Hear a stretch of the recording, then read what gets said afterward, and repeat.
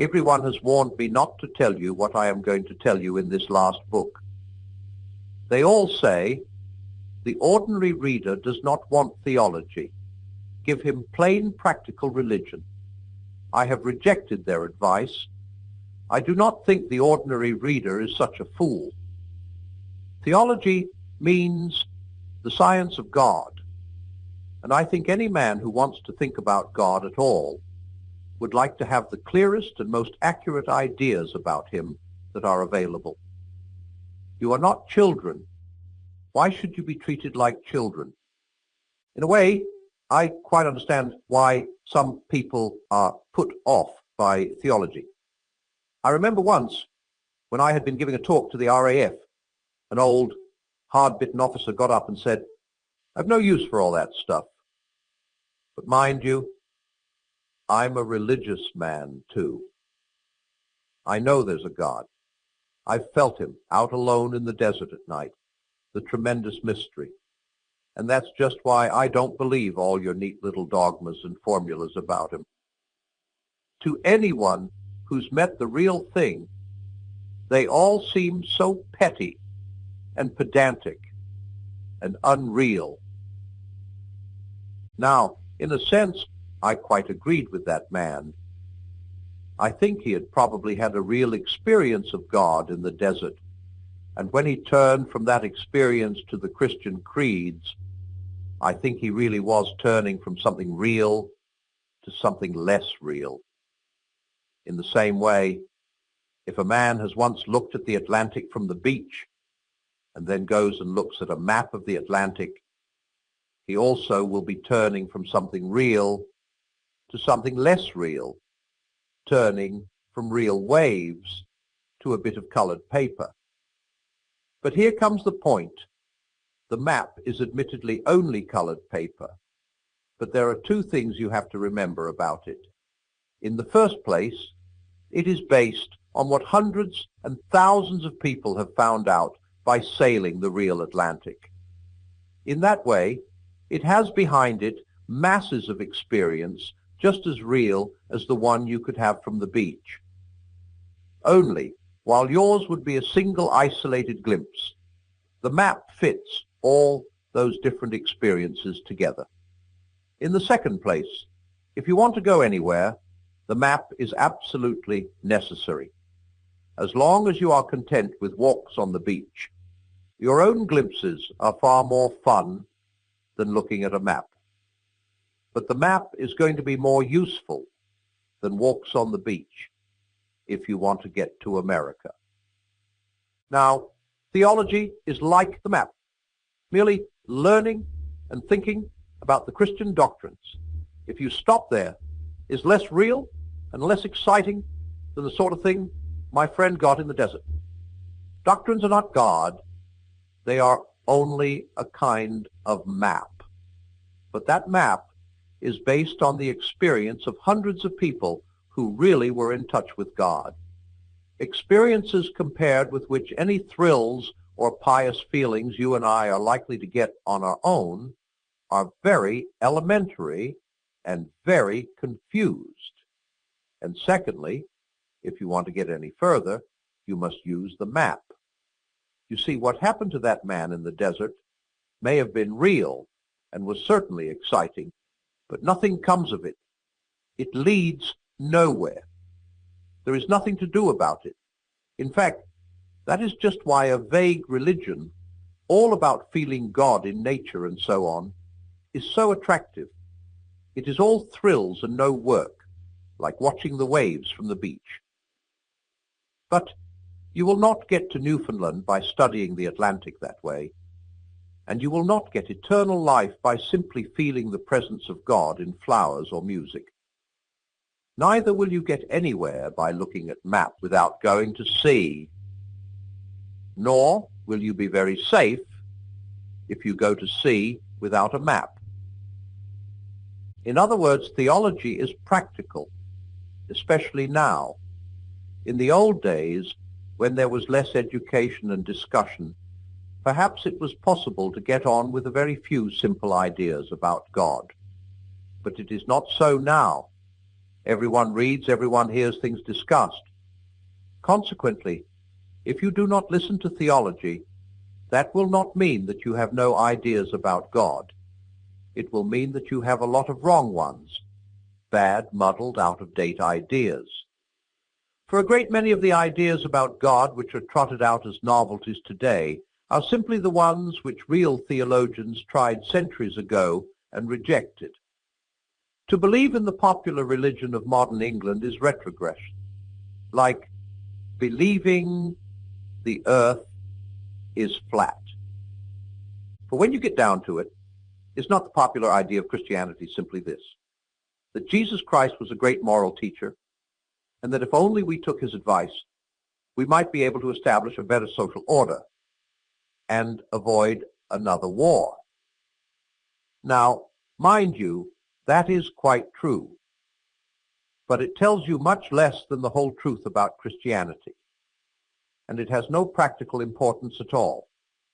It's quite true that if we took Christ's advice, we should soon be living in a happier world. You need not even go as far as Christ. If we did all that Plato or Aristotle or Confucius told us, we should get on a great deal better than we do. And so what? We never have followed the advice of the great teachers. Why are we likely to begin now? Why are we more likely to follow Christ than any of the others? Because he is the best moral teacher? But that makes it even less likely that we shall follow him. If we cannot take the elementary lessons, is it likely we are going to take the most advanced one? If Christianity only means one more bit of good advice, then Christianity is of no importance. There has been no lack of good advice for the last 4,000 years. A bit more makes no difference. But as soon as you look at any real Christian writings, you find that they are talking about something quite different from this popular religion. They say that Christ is the Son of God, whatever that means. They say that those who give him their confidence can also become sons of God, whatever that means. They say that his death saved us from our sins, whatever that means. There is no good complaining that these statements are difficult. Christianity claims to be telling us about another world, about something behind the world we can touch and hear and see. You may think the claim false, but if it were true, what it tells us would be bound to be difficult, at least as difficult as modern physics, and for the same reason. Now, the point in Christianity which gives us the greatest shock is the statement that by attaching ourselves to Christ, we can become sons of God. One asks, aren't we sons of God already? Surely the fatherhood of God is one of the main Christian ideas. Well, in a certain sense, no doubt we are sons of God already. I mean, God has brought us into existence and loves us and looks after us, and in that way is like a father. But when the Bible talks of our becoming sons of God, obviously it must mean something different.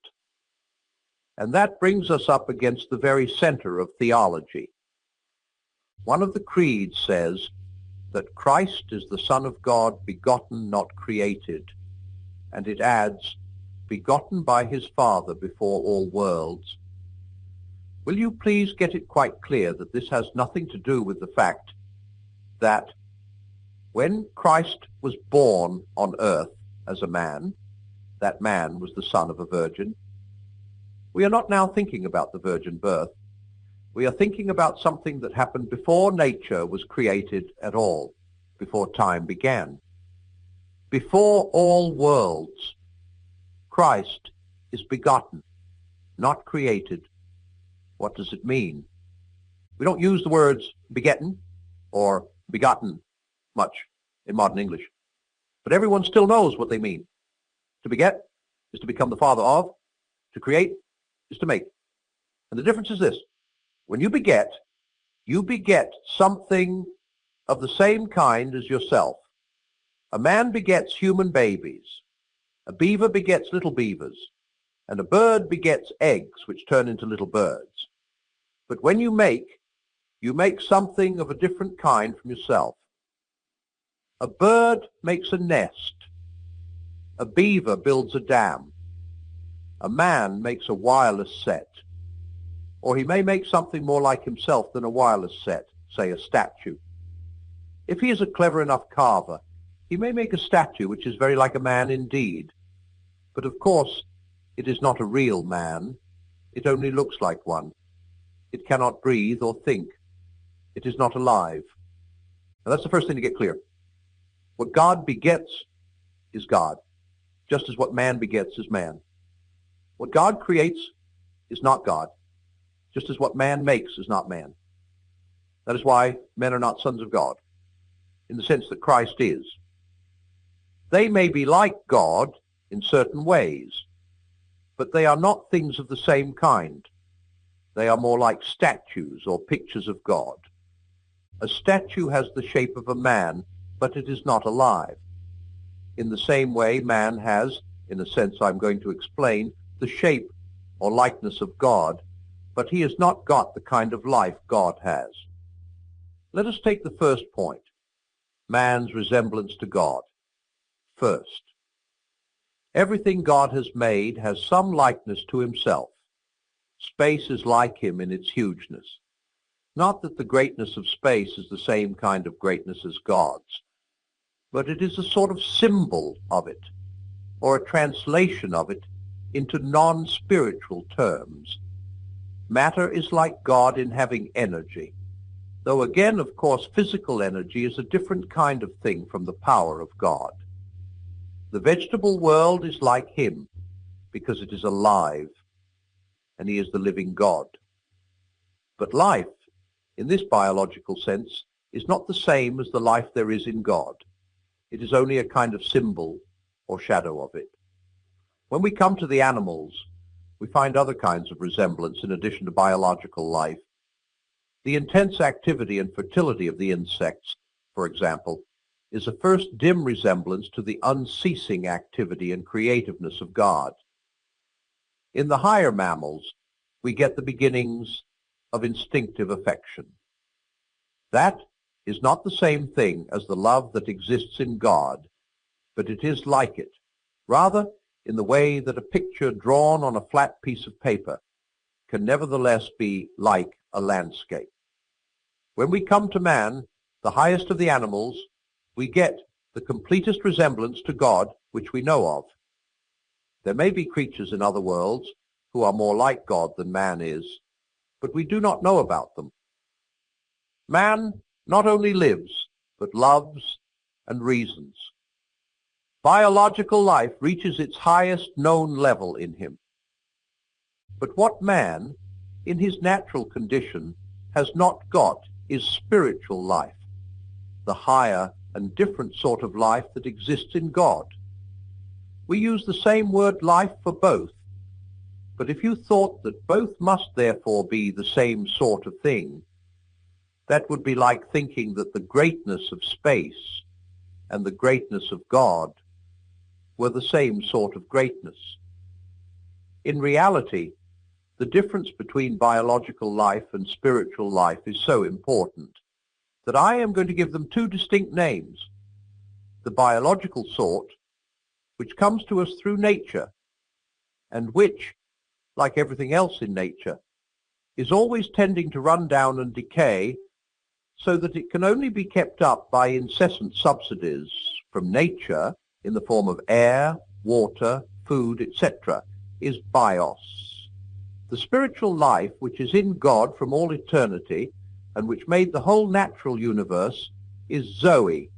Bios has, to be sure, a certain shadowy or symbolic resemblance to Zoe, but only the sort of resemblance there is between a photo and a place, or a statue and a man. A man who changed from having bios to having Zoe would have gone through as big a change as a statue, which changed from being a carved stone to being a real man. And that is precisely what Christianity is about. This world is a great sculptor's shop. We are the statues.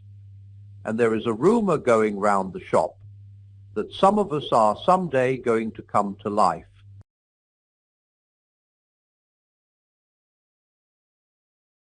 A man begets a child, but he only makes a statue. God begets Christ, but he only makes men. But by saying that, I have illustrated only one point about God, namely, that what God the Father begets is God, something of the same kind as himself. In that way, it is like a human father begetting a human son, but not quite like it. So I must try to explain a little more. A good many people nowadays say, I believe in a God, but not in a personal God.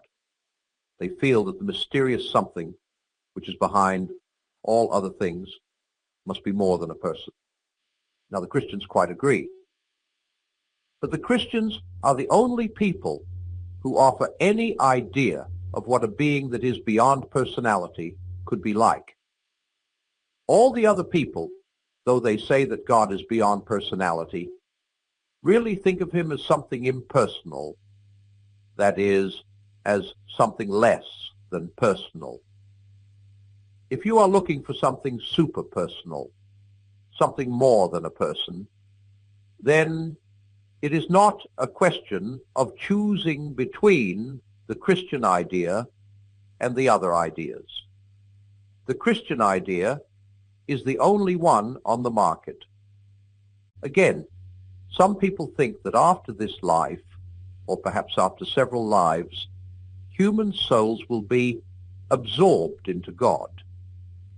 But when they try to explain what they mean, they seem to be thinking of our being absorbed into God as one material thing is absorbed into another.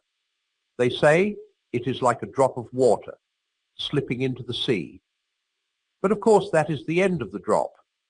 If that is what happens to us, then being absorbed is the same as ceasing to exist. It is only the Christians who have any idea of how human souls can be taken into the life of God and yet remain themselves. In fact, be very much more themselves than they were before. I warned you that theology is practical. The whole purpose for which we exist is to be thus taken into the life of God. Wrong ideas about what that life is will make it harder. And now, for a few minutes, I must ask you to follow rather carefully. You know that in space you can move in three ways: to left or right, backward or forward, up or down. Every direction is either one of these three or a compromise between them. They are called the three dimensions. Now, notice this. If you are using only one dimension, you could draw only a straight line. If you are using two, you could draw a figure, say a square, and a square is made up of four straight lines. Now a step further. If you have three dimensions, you can then build what we call a solid body, say a cube, a thing like a dice or a lump of sugar. And a cube is made up of 6 squares. Do you see the point? A world of one dimension would be a straight line. In a two-dimensional world, you still get straight lines, but many lines make one figure. In a three-dimensional world, you still get figures, but many figures make one solid body. In other words, as you advance to more real and more complicated levels, you do not leave behind you the things you found on the simpler levels. You still have them, but combined in new ways, in ways you could not imagine if you knew only the simpler levels. Now, the Christian account of God involves just the same principle. The human level is a simple and rather empty level. On the human level, one person is one being, and any two persons are two separate beings, just as, in 2 dimensions, say on a flat sheet of paper, one square is one figure, and any 2 squares are 2 separate figures. On the divine level, you still find personalities, but up there you find them combined in new ways, which we, who do not live on that level, cannot imagine. In God's dimension, so to speak, you find a being who is 3 persons while remaining one being, just as a cube is 6 squares while remaining one cube. Of course, we cannot fully conceive a being like that, just as if we were so made that we perceived only 2 dimensions in space, we could never properly imagine a cube. But we can get a sort of faint notion of it. And when we do, we are then, for the first time in our lives, getting some positive idea, however faint, of something superpersonal, something more than a person. It is something we could never have guessed, and yet, once we have been told, one almost feels one ought to have been able to guess it, because it fits in so well with all the things we know already. You may ask, if we cannot imagine a 3-personal being, what is the good of talking about him? Well, there isn't any good in talking about him. The thing that matters is being actually drawn into that 3-personal life, and that may begin any time, tonight if you like. What I mean is this: an ordinary, simple Christian kneels down to say his prayers. He is trying to get in touch with God, but if he is a Christian, he knows that what is prompting him to pray is also God, so to speak, inside him. But he also knows that all his real knowledge of God comes through Christ, the man who was God, that Christ is standing beside him, helping him to pray, praying for him. You see what is happening? God is the thing to which he is praying, the goal he is trying to reach. God is also the thing inside him which is pushing him on, the motive power. God is also the road or bridge along which he is being pushed to that goal, so that the whole 3-fold life of the 3-personal being is actually going on in that ordinary little bedroom where an ordinary man is saying his prayers. The man is being caught up into the higher kind of life, what I called Zoe, or spiritual life. He is being pulled into God by God while still remaining himself. And that is how theology started. People already knew about God in a vague way. Then came a man who claimed to be God, and yet he was not the sort of man you could dismiss as a lunatic. He made them believe him. They met him again after they had seen him killed, and then, after they had been formed into a little society or community, they found God somehow inside them as well, directing them, making them able to do things they could not do before. And when they worked it all out, they found they had arrived at the Christian definition of the 3-personal God. This definition is not something we have made up. Theology is, in a sense, experimental knowledge. It is the simple religions that are the made-up ones. When I say it is an experimental science, in a sense, I mean that it is like the other experimental sciences in some ways, but not in all. If you are a geologist studying rocks, you have to go and find the rocks. They will not come to you, and if you go to them, they cannot run away. The initiative lies all on your side. They cannot either help or hinder. But suppose you are a zoologist and want to take photos of wild animals in their native haunts. That is a bit different from studying rocks. The wild animals will not come to you, but they can run away from you. Unless you keep very quiet, they will. there is beginning to be a tiny little trace of initiative on their side. Now, a stage higher. Suppose you want to get to know a human person. If he is determined not to let you, you will not get to know him. You have to win his confidence. In this case, the initiative is equally divided. It takes two to make a friendship. When you come to knowing God, the initiative lies on his side. If he does not show himself, nothing you can do will enable you to find him.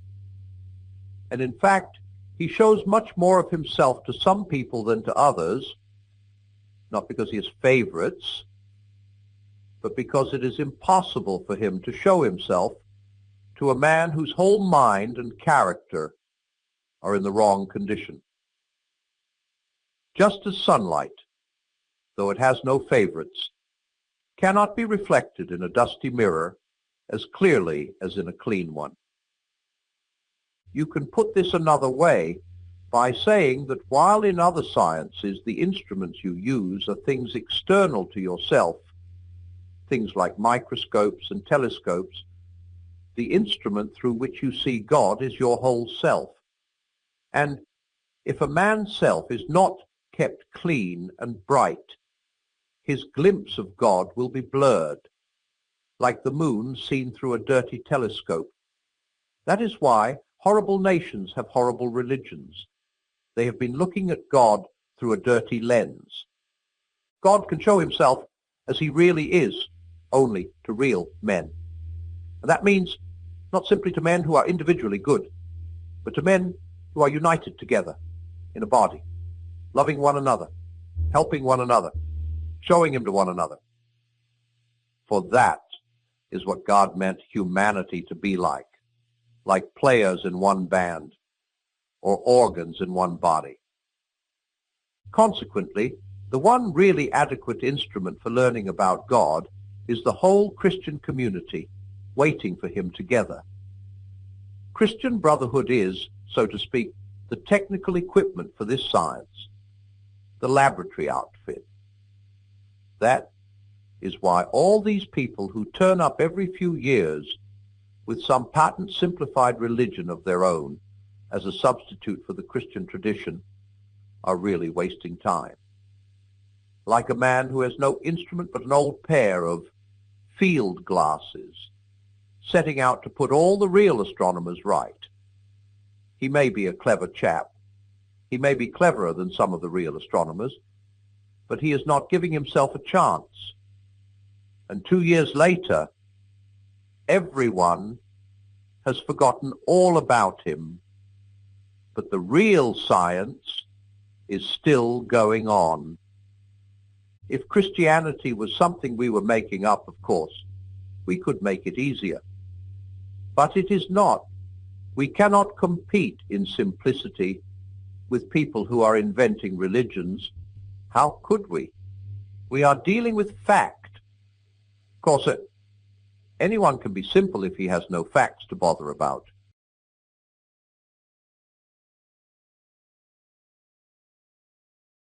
It is a very silly idea that in reading a book you must never skip.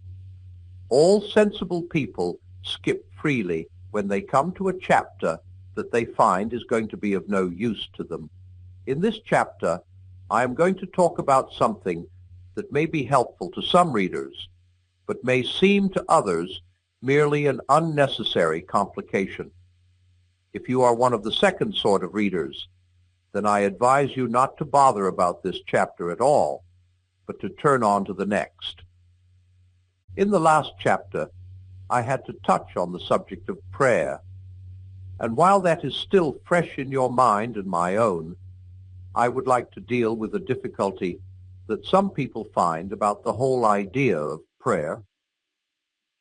A man put it to me by saying, I can believe in God all right, but what I cannot swallow is the idea of him attending to several 100 million human beings who are all addressing him at the same moment.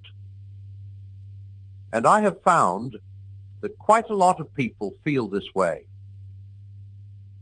Now, the first thing to notice is that the whole sting of it comes in the words "at the same moment."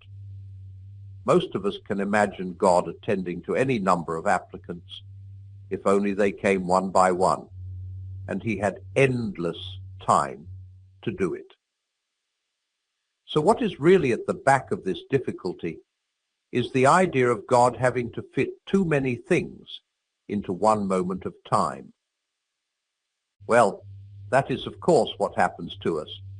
Our life comes to us moment by moment.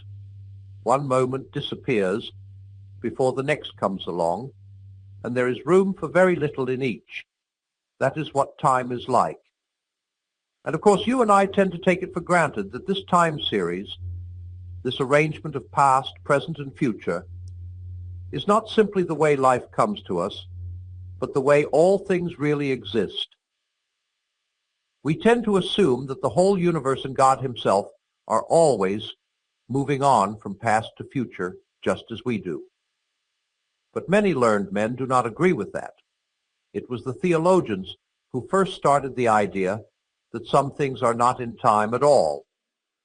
Later, the philosophers took it over, and now some of the scientists are doing the same.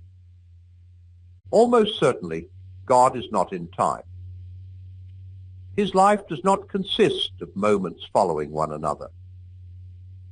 If 1 million people are praying to him at 10:30 tonight, he need not listen to them all in that one little snippet, which we call 10:30.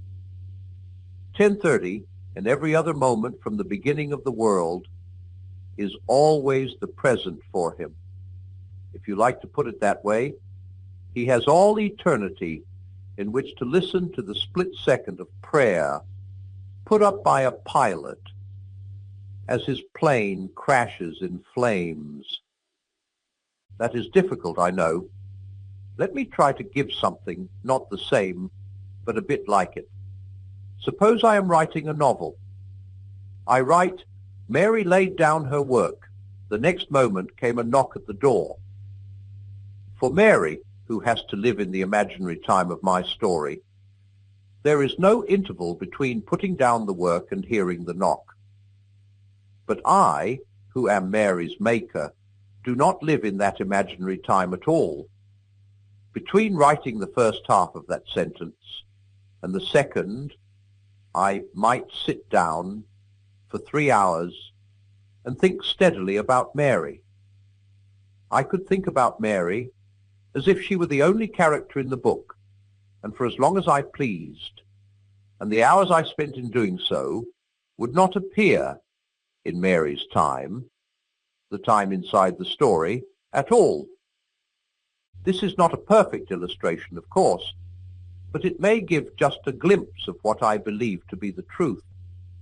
God is not hurried along in the time stream of this universe any more than an author is hurried along in the imaginary time of his own novel. He has infinite attention to spare for each one of us. He does not have to deal with us in the mass. You are as much alone with him as if you were the only being he had ever created. When Christ died, he died for you individually, just as much as if you had been the only man in the world. The way in which my illustration breaks down is this. In it, the author gets out of one time series, that of the novel, only by going into another time series, the real one. But God, I believe, does not live in a time series at all. His life is not dribbled out moment by moment like ours. With him, it is, so to speak, still 1920 and already 1960. For his life is himself. If you picture time as a straight line along which we have to travel, then you must picture God as the whole page on which the line is drawn. We come to the parts of the line one by one. We have to leave A behind before we get to B, and cannot reach C until we leave B behind. God, from above or outside or all around, contains the whole line and sees it all. the idea is worth trying to grasp because it removes some apparent difficulties in Christianity. Before I became a Christian, one of my objections was as follows. The Christians said that the eternal God, who is everywhere and keeps the whole universe going, once became a human being. Well then, said I, how did the whole universe keep going while he was a baby or while he was asleep? How could he at the same time be God who knows everything and also a man asking his disciples, who touched me? You will notice that the sting lay in the time words. While he was a baby, how could he at the same time? In other words, I was assuming that Christ's life as God was in time, and that his life as the man Jesus in Palestine was a shorter period taken out of that time, just as my service in the army was a shorter period taken out of my total life.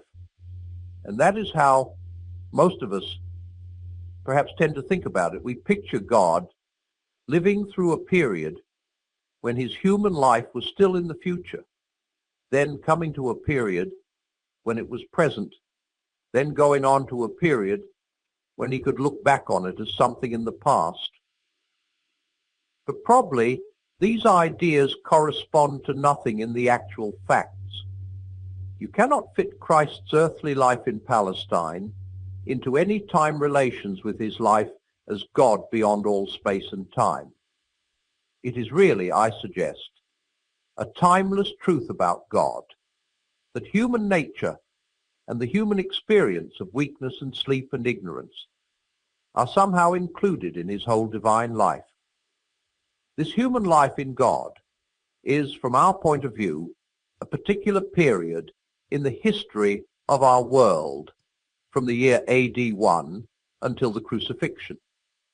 We therefore imagine it is also a period in the history of God's own existence. But God has no history. He is too completely and utterly real to have one. For of course to have a history means losing part of your reality, because it had already slipped away into the past, and not yet having another part, because it is still in the future. In fact, having nothing but the tiny little present, which has gone before you can speak about it. God forbid we should think God was like that. Even we may hope not to be always rationed in that way. Another difficulty we get if we believe God to be in time is this. Everyone who believes in God at all believes that he knows what you and I are going to do tomorrow. But if he knows I am going to do so and so, how can I be free to do otherwise? Well, here once again, the difficulty comes from thinking that God is progressing along the timeline like us, the only difference being that he can see ahead and we cannot. Well, if that were true, if God foresaw our acts, it would be very hard to understand how we could be free not to do them. But suppose God is outside and above the timeline. In that case, what we call tomorrow is visible to him in just the same way as what we call today. All the days are now for him. He does not remember you doing things yesterday. He simply sees you doing them, because though you have lost yesterday, he has not. He does not foresee you doing things tomorrow. He simply sees you doing them, because though tomorrow is not yet there for you, it is for him.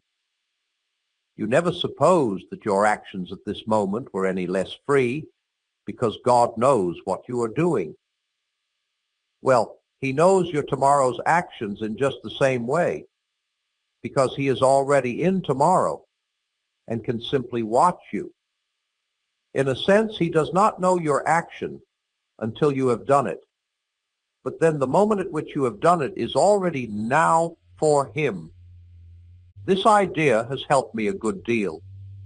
If it does not help you, leave it alone. It is a Christian idea in the sense that great and wise Christians have held it, and there is nothing in it contrary to Christianity. But It is not in the Bible or any of the creeds. You can be a perfectly good Christian without accepting it, or indeed without thinking of the matter at all.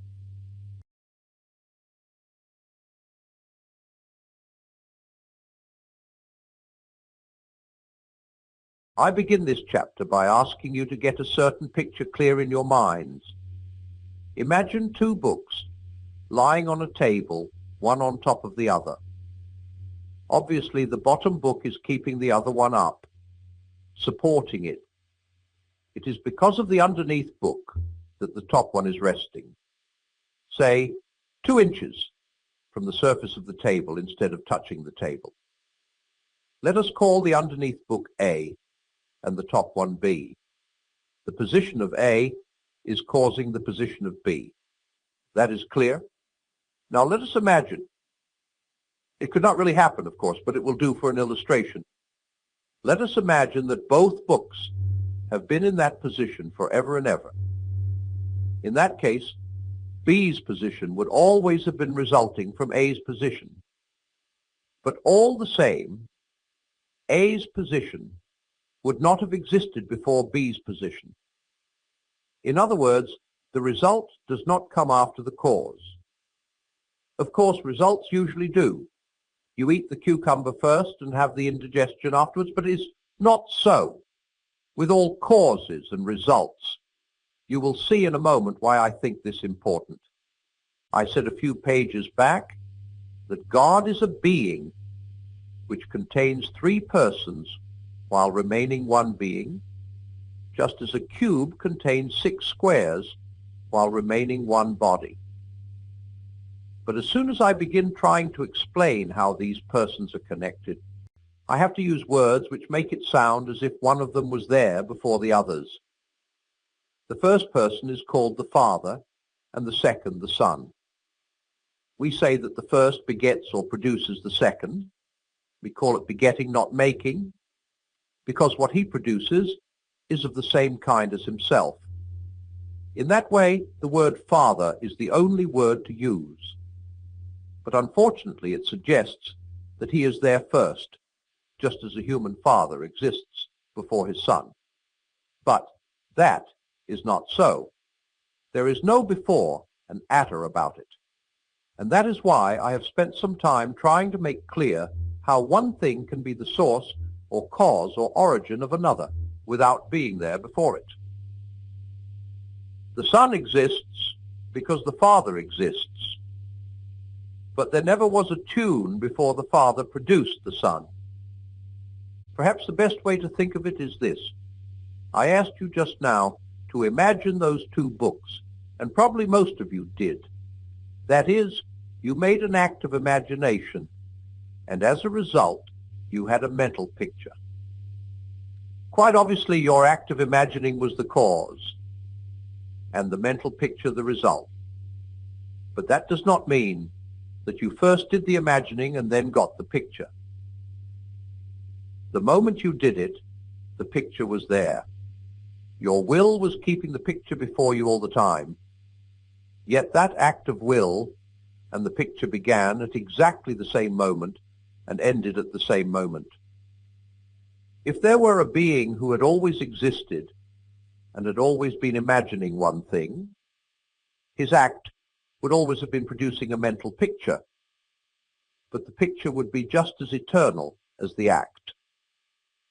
In the same way, we must think of the sun always, so to speak, streaming forth from the Father, like light from a lamp, or heat from a fire, or thoughts from a mind. He is the self-expression of the Father, what the Father has to say. And there never was a time when he was not saying it. But have you noticed what is happening? All these pictures of light or heat are making it sound as if the Father and Son were 2 things instead of 2 persons. So that, after all, the New Testament picture of a Father and a Son turns out to be much more accurate than anything we try to substitute for it. That is what always happens when you go away from the words of the Bible. It is quite right to go away from them for a moment in order to make some special point clear. But you must always go back. Naturally, God knows how to describe himself much better than we know how to describe him. He knows that Father and Son is more like the relation between the first and second persons than anything else we can think of. Much the most important thing to know is that it is a relation of love. The Father delights in his Son. The Son looks up to his Father. Before going on, notice the practical importance of this. All sorts of people are fond of repeating the Christian statement that God is love, but they seem not to notice that the words God is love have no real meaning unless God contains at least two persons. Love is something that one person has for another person. If God was a single person, then before the world was made, he was not love. Of course, what these people mean when they say that God is love is often something quite different. They really mean love is God. They really mean that our feelings of love, however and wherever they arise, and whatever results they produce, are to be treated with great respect. Perhaps they are, but that is something quite different from what Christians mean by the statement God is love. They believe that the living, dynamic activity of love has been going on in God forever and has created everything else. And that, by the way, is perhaps the most important difference between Christianity and all other religions. That in Christianity, God is not a static thing, not even a person, but a dynamic, pulsating activity, a life, almost a kind of drama, almost, if you will not think me irreverent, a kind of dance. The union between the Father and Son is such a live, concrete thing that this union itself is also a person. I know this is almost inconceivable, but look at it thus. You know that among human beings, when they get together in a family or a club or a trade union, people talk about the spirit of that family or club or trade union. They talk about its spirit because the individual members, when they are together, do really develop particular ways of talking and behaving which they would not have if they were apart. It is as if a sort of communal personality came into existence. Of course, it is not a real person. It is only rather like a person. But that is just one of the differences between God and us. What grows out of the joint life of the Father and Son is a real person, is in fact the third of the three persons who are God. This third person is called, in technical language, the Holy Ghost, or the Spirit of God. Do not be worried or surprised if you find it, or him, rather vaguer or more shadowy in your mind than the other two. I think there is a reason why that must be so. In the Christian life, you are not usually looking at him. He is always acting through you. If you think of the Father as something out there in front of you, and of the Son as someone standing at your side, helping you to pray, trying to turn you into another son, then you have to think of the third person as something inside you or behind you. Perhaps some people might find it easier to begin with the third person and work backwards. God is love, and that love works through men, especially through the whole community of Christians. But this spirit of love is, from all eternity, a love going on between the Father and Son. And now, what does it all matter? It matters more than anything else in the world. The whole dance or drama or pattern of this three-personal life is to be played out in each one of us, or, putting it the other way round, each one of us has got to enter that pattern, take his place in that dance. There is no other way to the happiness for which we were made. good things as well as bad, are caught by a kind of infusion. If you want to get warm, you must stand near the fire. If you want to be wet, you must get into the water. If you want joy, power, peace, eternal life, you must get close to, or even into, the thing that has them. I are not a sort of prizes, which God could, if he chose, just hand out to anyone. I are a great fountain of energy and beauty, spurting up at the very center of reality. If you are dosed to it, the spray will wet you. If you are not, you will remain dry. Once a man is united to God, how could he not live forever? Once a man is separated from God, what can he do but wither and die? But how is he to be united to God? How is it possible for us to be taken into the three-personal life? You remember what I said in chapter 2 about begetting and making. We are not begotten by God, we are only made by him. In our natural state, we are not sons of God, only, so to speak, statues.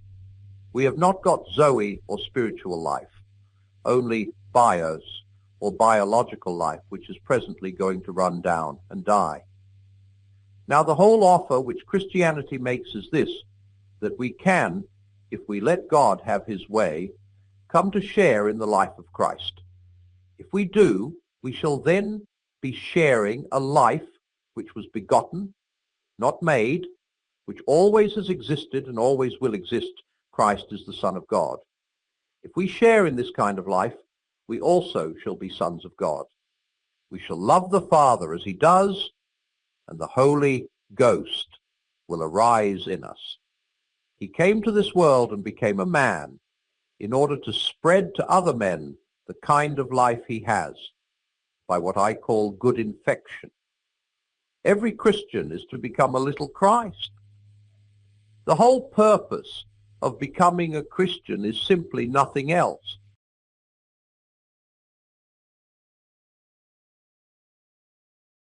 The Son of God became a man to enable men to become sons of God. We do not know, anyway I do not know, how things would have worked if the human race had never rebelled against God and joined the enemy. Perhaps every man would have been in Christ, would have shared the life of the Son of God from the moment he was born. Perhaps the bios, or natural life, would have been drawn up into the Zoe, the uncreated life, at once and as a matter of course. But that is guesswork. You and I are concerned with the way things work now. And the present state of things is this. The two kinds of life are now not only different, they would always have been that, but actually opposed. The natural life in each of us is something self-centered, something that wants to be petted and admired, to take advantage of other lives, to exploit the whole universe, and especially it wants to be left to itself, to keep well away from anything better or stronger or higher than it, anything that might make it feel small. It is afraid of the light and air of the spiritual world, just as people who have been brought up to be dirty are afraid of a bath. And in a sense it is quite right. It knows that if the spiritual life gets hold of it, all its self-centeredness and self-will are going to be killed, and it is ready to fight tooth and nail to avoid that. Did you ever think, when you were a child, what fun it would be if your toys could come to life? Well, suppose you could really have brought them to life. Imagine turning a tin soldier into a real little man. It would involve turning the tin into flesh. And suppose the tin soldier did not like it. He is not interested in flesh. All he sees is that the tin is being spilt. He thinks you are killing him. He will do everything he can to prevent you. He will not be made into a man if he can help it. What you would have done about the tin soldier, I do not know. But what God did about us was this. The second person in God, the Son, became human himself, was born into the world as an actual man, a real man, of a particular height, with hair of a particular color, speaking a particular language, weighing so many stone. The eternal being, who knows everything and who created the whole universe, became not only a man, but, before that, a baby, and before that, a fetus inside a woman's body.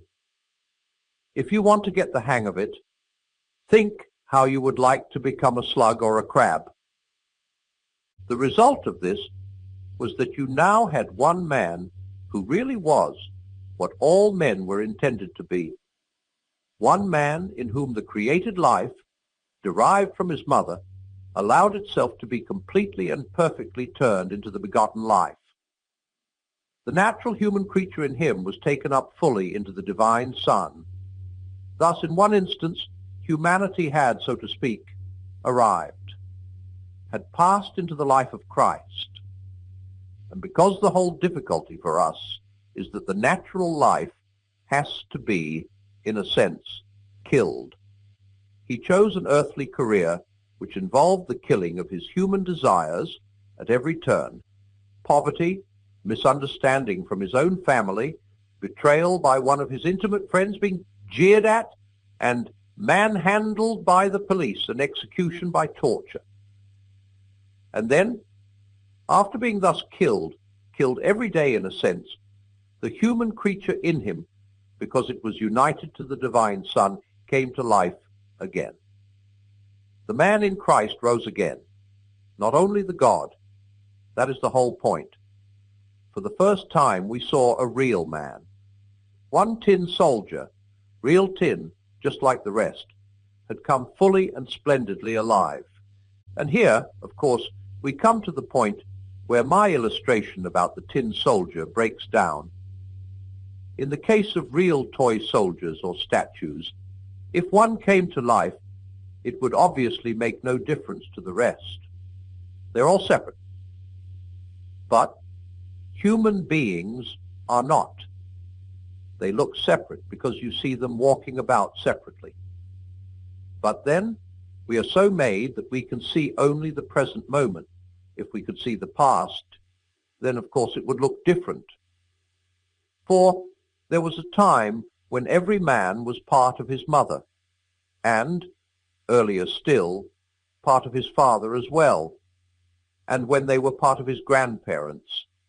If you could see humanity spread out in time, as God sees it, it would not look like a lot of separate things dotted about. It would look like one single growing thing, rather like a very complicated tree. Every individual would appear connected with every other. And not only that, individuals are not really separate from God any more than from one another. Every man, woman, and child all over the world is feeling and breathing at this moment only because God, so to speak, is keeping him going. Consequently, when Christ becomes man, it is not really as if you could become one particular tin soldier. It is as if something which is always affecting the whole human mass begins at one point to affect that whole human mass in a new way. From that point, the effect spreads through all mankind.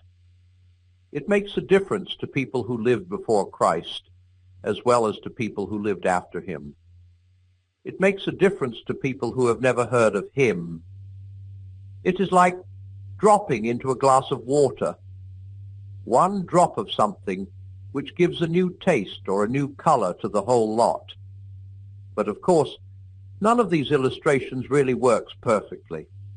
In the long run, God is no one but himself. And what he does is like nothing else. You could hardly expect it to be. What then is the difference which he has made to the whole human mass. It is just this, that the business of becoming a son of God, of being turned from a created thing into a begotten thing, of passing over from the temporary biological life into timeless spiritual life, has been done for us. Humanity is already saved in principle. We individuals have to appropriate that salvation. But the really tough work, the bit we could not have done for ourselves, has been done for us. We have not got to try to climb up into spiritual life by our own efforts. It has already come down into the human race. If we will only lay ourselves open to the one man in whom it was fully present, and who in spite of being God is also a real man, he will do it in us and for us. Remember what I said about good infection. One of our own race has this new life. If we get close to him, we shall catch it from him. Of course, you can express this in all sorts of different ways. You can say that Christ died for our sins. You may say that the Father has forgiven us because Christ has done for us what we ought to have done. You may say that we are washed in the blood of the Lamb. You may say that Christ has defeated death. They are all true. If any of them do not appeal to you, leave it alone and get on with the formula that does. And whatever you do, do not start quarreling with other people because they use a different formula from yours.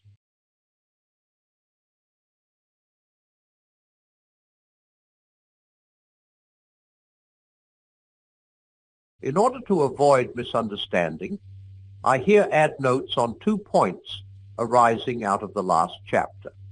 1. One sensible critic wrote asking me why, if God wanted sons instead of toy soldiers, he did not beget many sons at the outset, instead of first making toy soldiers and then bringing them to life by such a difficult and painful process. One part of the answer to this question is fairly easy. The other part is probably beyond all human knowledge. The easy part is this. The process of being turned from a creature into a son would not have been difficult or painful if the human race had not turned away from God centuries ago. They were able to do this because he gave them free will. He gave them free will because a world of mere automata could never love and therefore never know infinite happiness. The difficult part is this. All Christians are agreed that there is, in the full and original sense, only one Son of God. If we insist on asking, but could there have been many, we find ourselves in very deep water. Have the words could have been any sense at all when applied to God? You can say that one particular finite thing could have been different from what it is, because it would have been different if something else had been different, and the something else would have been different if some third thing had been different, and so on. The letters on this page would have been red if the printer had used red ink, and he would have used red ink if he had been instructed to, and so on. But when you're talking about God, i.e. about the rock bottom, irreducible fact on which all other facts depend, it is nonsensical to ask if it could have been otherwise. It is what it is, and there's an end to the matter. But quite apart from this, I find a difficulty about the very idea of the Father begetting many sons from all eternity. In order to be many, they would have to be somehow different from one another. 2 pennies have the same shape. How are they two? By occupying different places and containing different atoms. In other words, to think of them as different. We have had to bring in space and matter. In fact, we have had to bring in nature or the created universe. I can understand the distinction between the Father and the Son without bringing in space or matter, because the one begets and the other is begotten. The Father's relation to the Son is not the same as the Son's relation to the Father. But if there were several sons, they would all be related to one another and to the Father in the same way. How would they differ from one another? One does not notice the difficulty at first, of course. One thinks one can form the idea of several sons.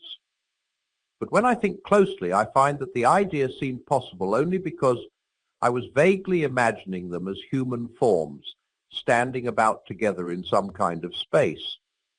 In other words, though I pretended to be thinking about something that exists before any universe was made, I was really smuggling in the picture of a universe and putting that something inside it. When I stopped doing that, and still try to think of the Father begetting many sons before all worlds, I find I'm not really thinking of anything. The idea fades away into mere words. Was nature, space, time, and matter created precisely in order to make manyness possible? Is there perhaps no other way of getting many eternal spirits except by first making many natural creatures in a universe, and then spiritualizing them? But of course, all this is guesswork. 2. The idea that the whole human race is, in a sense, one thing, one huge organism, like a tree, must not be confused with the idea that individual differences do not matter, or that real people, Tom, Nobby, and Kate, are somehow less important than collective things like classes, races, and so forth. Indeed, the two ideas are opposites. Things which are parts of a single organism may be very different from one another. Things which are not may be very alike. 6 pennies are quite separate and very alike. My nose and my lungs are very different, but they are only alive at all because they are parts of my body and share its common life. Christianity thinks of human individuals not as mere members of a group or items in a list, but as organs in a body, different from one another, and each contributing what no other could. When you find yourself wanting to turn your children or pupils or even your neighbors into people exactly like yourself, remember that God probably never meant them to be that. You and they are different organs, intended to do different things. On the other hand, when you are tempted not to bother about someone else's troubles because they are no business of yours, remember that though he is different from you, he is part of the same organism as you. If you forget that he belongs to the same organism as yourself, you will become an individualist. If you forget that he is a different organ from you, if you want to suppress differences and make people all alike, you will become a totalitarian. But a Christian must not be either a totalitarian or an individualist. I feel a strong desire to tell you, and I expect you feel a strong desire to tell me, which of these two errors is the worse. That is the devil getting at us. He always sends errors into the world in pairs of opposites. And he always encourages us to spend a lot of time thinking which is the worse. You see why, of course. He relies on your extra dislike of one error to draw you gradually into the opposite one. But do not let us be fooled. We have to keep our eyes on the goal and go straight through between both errors. We have no other concern than that with either of them.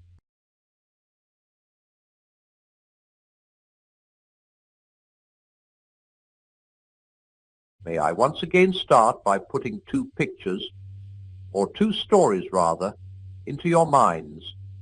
One is the story you have all read, called Beauty and the Beast. The girl, you remember, had to marry a monster for some reason, and she did. She kissed it as if it were a man. And then, much to her relief, it really turned into a man, and all went well.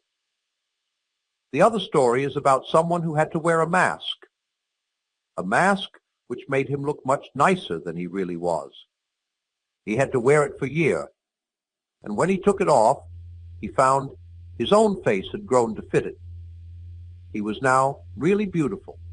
What had begun as disguise had become a reality. I think both these stories may, in a fanciful way of course, help to illustrate what I have to say in this chapter. Up till now, I have been trying to describe facts, what God is and what he has done. Now I want to talk about practice. What do we do next? What difference does all this theology make? It can start making a difference tonight. If you are interested enough to have read thus far, you are probably interested enough to make a shot at saying your prayers. And whatever else you say, you will probably say the Lord's Prayer. Its very first words are, Our Father. Do you now see what those words mean? They mean, quite frankly, that you are putting yourself in the place of a son of God. To put it bluntly, you are dressing up as Christ. If you like, you are pretending. Because, of course, the moment you realize what the words mean, you realize that you are not a son of God. You are not being like the Son of God, whose will and interests are at one with those of the Father. You are a bundle of self-centered fears, hopes, greeds, jealousies, and self-conceit, all doomed to death. So that, in a way, this dressing up as Christ is a piece of outrageous cheek. But the odd thing is that he has ordered us to do it. Why? What is the good of pretending to be what you are not? Well, even on the human level, you know, there are two kinds of pretending. There is a bad kind, where the pretense is there instead of the real thing. As when a man pretends he is going to help you instead of really helping you.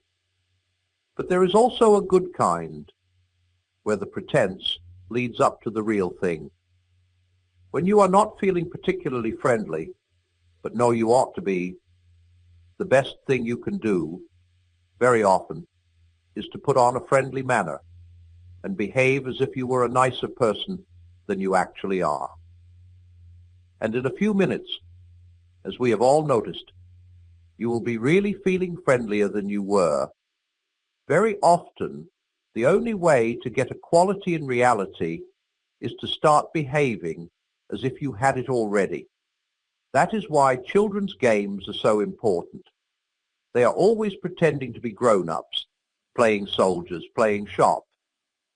But all the time, they are hardening their muscles and sharpening their wits, so that the pretense of being grown up helps them to grow up in earnest. Now, the moment you realize, here I am dressing up as Christ, it is extremely likely that you will see at once some way in which, at that very moment, the pretense could be made less of a pretense and more of a reality. You will find several things going on in your mind which would not be going on there if you were really a son of God. Well, stop them. Or you may realize that instead of saying your prayers, you ought to be downstairs writing a letter or helping your wife to wash up. Well, go and do it. You see what is happening. The Christ himself, the Son of God, who is man just like you and God just like his Father, is actually at your side and is already at that moment beginning to turn your pretense into a reality. This is not merely a fancy way of saying that your conscience is telling you what to do. If you simply ask your conscience, you get one result. If you remember that you are dressing up as Christ, you get a different one. There are lots of things which your conscience might not call definitely wrong, especially things in your mind, but which you will see at once you cannot go on doing if you are seriously trying to be like Christ. For you're no longer thinking simply about right and wrong. You're trying to catch the good infection from a person. It is more like painting a portrait than like obeying a set of rules. And the odd thing is that while in one way it is much harder than keeping rules, in another way it is far easier. The real Son of God is at your side. He is beginning to turn you into the same kind of thing as himself. He is beginning, so to speak, to inject his kind of life and thought, his Zoe, into you, beginning to turn the tin soldier into a live man. The part of you that does not like it is the part that is still tin. Some of you may feel that this is very unlike your own experience. You may say, I've never had the sense of being helped by an invisible Christ, but I often have been helped by other human beings. That is rather like the woman in the first war, who said that if there were a bread shortage, it would not bother her house, because they always ate toast. If there is no bread, there will be no toast. If there were no help from Christ, there would be no help from other human beings. He works on us in all sorts of ways, not only through what we think our religious life. He works through nature, through our own bodies, through books, sometimes through experiences which seem, at the time, anti-Christian. When a young man who has been going to church in a routine way honestly realizes that he does not believe in Christianity and stops going, provided he does it for honesty's sake and not just to annoy his parents, the Spirit of Christ is probably nearer to him then than it ever was before. But above all, he works on us through each other. Men are mirrors or carriers of Christ to other men, sometimes unconscious carriers. This good infection can be carried by those who have not got it themselves. People who were not Christians themselves help me to Christianity. But usually it is those who know him that bring him to others. That is why the church, the whole body of Christians, showing him to one another, is so important. You might say that when two Christians are following Christ together, there is not twice as much Christianity as when they are apart, but 16 times as much. But do not forget this. At first, it is natural for a baby to take its mother's milk without knowing its mother. It is equally natural for us to see the man who helps us without seeing Christ behind him. But we must not remain babies. We must go on to recognize the real giver. It is madness not to, because if we do not, we shall be relying on human beings, and that is going to let us down. The best of them will make mistakes. All of them will die. We must be thankful to all the people who have helped us. We must honor them and love them. But never, never pin your whole faith on any human being. Not if he is the best and wisest in the whole world. There are lots of nice things you can do with sand, but do not try building a house on it. And now we begin to see what it is that the New Testament is always talking about. It talks about Christians being born again. It talks about them putting on Christ, about Christ being formed in us, about our coming to have the mind of Christ. Put right out of your head the idea that these are only fancy ways of saying that Christians are to read what Christ said and try to carry it out, as a man may read what Plato or Marx said and try to carry it out. They mean something much more than that. They mean that a real person, Christ, here and now, in that very room where you are saying your prayers, is doing things to you. It is not a question of a good man who died 2,000 years ago. It is a living man, still as much a man as you, and still as much God as he was when he created the world, really coming and interfering with your very self, killing the old natural self in you and replacing it with the kind of self he has. At first, only for moments, then for longer periods. Finally, if all goes well, turning you permanently into a different sort of thing, into a new little Christ, a being which in its own small way has the same kind of life as God, which shares in his power, joy, knowledge, and eternity. And soon we make two other discoveries. We begin to notice, beside our particular sinful acts, our sinfulness. Begin to be alarmed not only about what we do, but about what we are. This may sound rather difficult, so I will try to make it clear from my own case. When I come to my evening prayers and try to reckon up the sins of the day, 9 times out of 10, the most obvious one is some sin against charity. I have sulked or snapped or sneered or snubbed or stormed. And the excuse that immediately springs to my mind is that the provocation was so sudden and unexpected. I was caught off my guard. I had not time to collect myself. Now that may be an extenuating circumstance as regards those particular acts. They would obviously be worse if they had been deliberate and premeditated. On the other hand, surely what a man does when he is taken off his guard is the best evidence for what sort of a man he is.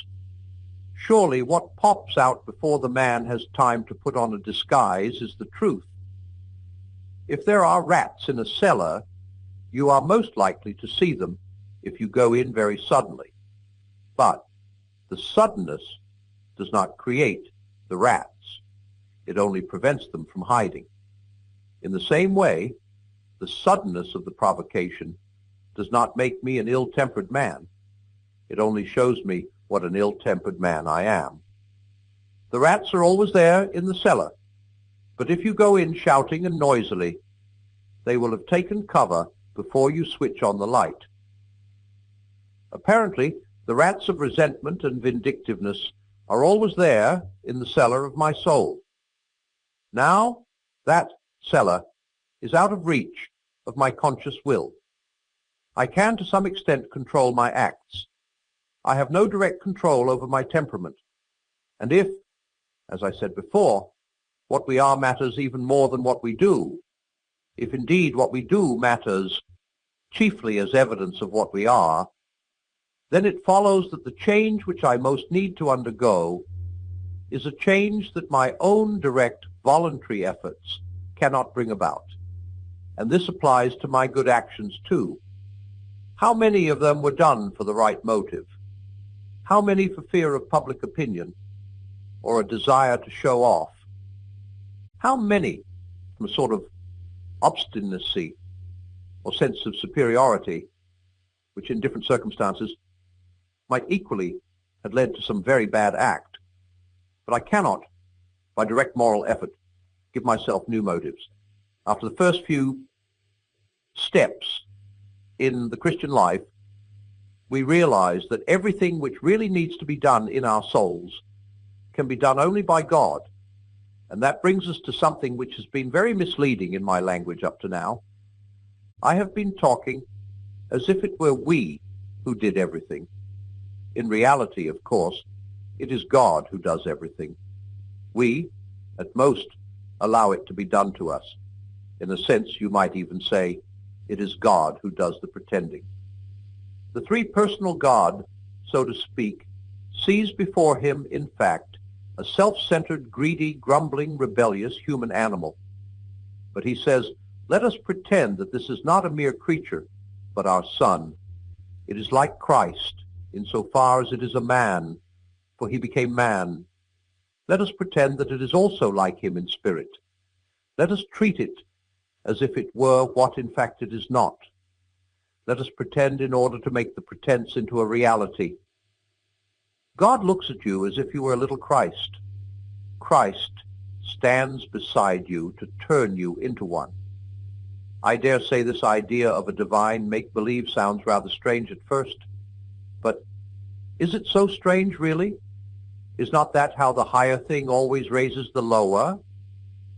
A mother teaches her baby to talk by talking to it as if it understood long before it really does. We treat our dogs as if they were almost human. That is why they really become almost human in the end.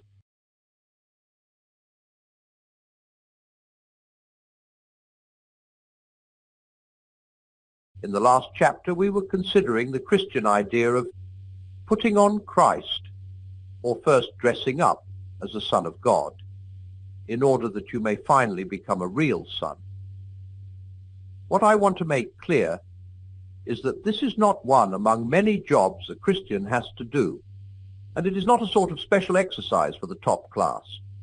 It is the whole of Christianity. Christianity offers nothing else at all.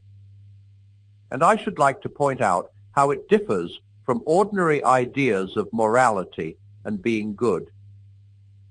The ordinary idea which we all have before we become Christians is this. We take as starting point our ordinary self with its various desires and interests. We then admit that something else, call it morality or decent behavior or the good of society, has claims on this self, claims which interfere with its own desires. What we mean by being good is giving in to those claims. Some of the things the ordinary self wanted to do turn out to be what we call wrong. Well, we must give them up. Other things which the self did not want to do turn out to be what we call right. Well, we shall have to do them. But we are hoping all the time that when all the demands have been met, the poor natural self will still have some chance and some time to get on with its own life and do what it likes. In fact, we are very like an honest man paying his taxes. He pays them all right, but he does hope that there will be enough left over for him to live on, because we are still taking our natural self as the starting point. As long as we are thinking that way, one or other of two results is likely to follow. Either we give up trying to be good, or else we become very unhappy indeed. For make no mistake, if you are really going to try to meet all the demands made on the natural self, it will not have enough left over to live on. The more you obey your conscience, the more your conscience will demand of you. And your natural self, which is thus being starved and hampered and worried at every turn, will get angrier and angrier. In the end, you will either give up trying to be good, or else become one of those people who, as they say, live for others, but always in a discontented, grumbling way, always wondering why the others do not notice it more, and always making a martyr of yourself. And once you have become that, you will be a far greater pest to anyone who has to live with you than you would have been if you had remained frankly selfish. The Christian way is different, harder and easier. Christ says, give me all. I don't want so much of your time and so much of your money and so much of your work. I want you. I have not come to torment your natural self, but to kill it. No half measures are any good. I don't want to cut off a branch here and a branch there. I want to have the whole tree down. I don't want to drill the tooth or crown it or stop it, but to have it out. Hand over the whole natural self, all the desires which you think innocent, as well as the ones you think wicked, the whole outfit. I will give you a new self instead. In fact, I will give you myself. My own will shall become yours. Both harder and easier than what we are all trying to do. You have noticed, I expect, that Christ himself sometimes describes the Christian way as very hard, sometimes as very easy. He says, take up your cross. In other words, it is like going to be beaten to death in a concentration camp. Next minute he says, my yoke is easy and my burden light. He means both, and one can just see why both are true. Teachers will tell you that the laziest boy in the class is the one who works hardest in the end. They mean this. If you give two boys, say, a proposition in geometry to do, the one who is prepared to take trouble would try to understand it. The lazy boy will try to learn it by heart, because, for the moment, that needs less effort. But 6 months later, when they are preparing for an exam, that lazy boy is doing hours and hours of miserable drudgery over things the other boy understands and positively enjoys in a few minutes. Laziness means more work in the long run. Or look at it this way. In a batty or in mountain climbing, there is often one thing which it takes a lot of pluck to do. But it is also, in the long run, the safest thing to do. If you funk it, you will find yourself hours later in far worse danger. The cowardly thing is also the most dangerous thing. It is like that here. The terrible thing, the almost impossible thing, is to hand over your whole self, all your wishes and precautions, to Christ. But it is far easier than what we are all trying to do instead. For what we are trying to do is to remain what we call ourselves, to keep personal happiness as our great aim in life, and yet at the same time be good. We are all trying to let our mind and heart go their own way, centered on money or pleasure or ambition, and hoping, in spite of this, to behave honestly and chastely and humbly. And that is exactly what Christ warned us you could not do. As he said, a thistle cannot produce figs. If I may contain nothing but grass seed, I cannot produce wheat. Cutting the grass may keep it short, but I shall still produce grass and no wheat. If I want to produce wheat, the change must go deeper than the surface. I must be plowed up and resown. That is why the real problem of the Christian life comes where people do not usually look for it. It comes the very moment you wake up each morning. All your wishes and hopes for the day rush at you like wild animals.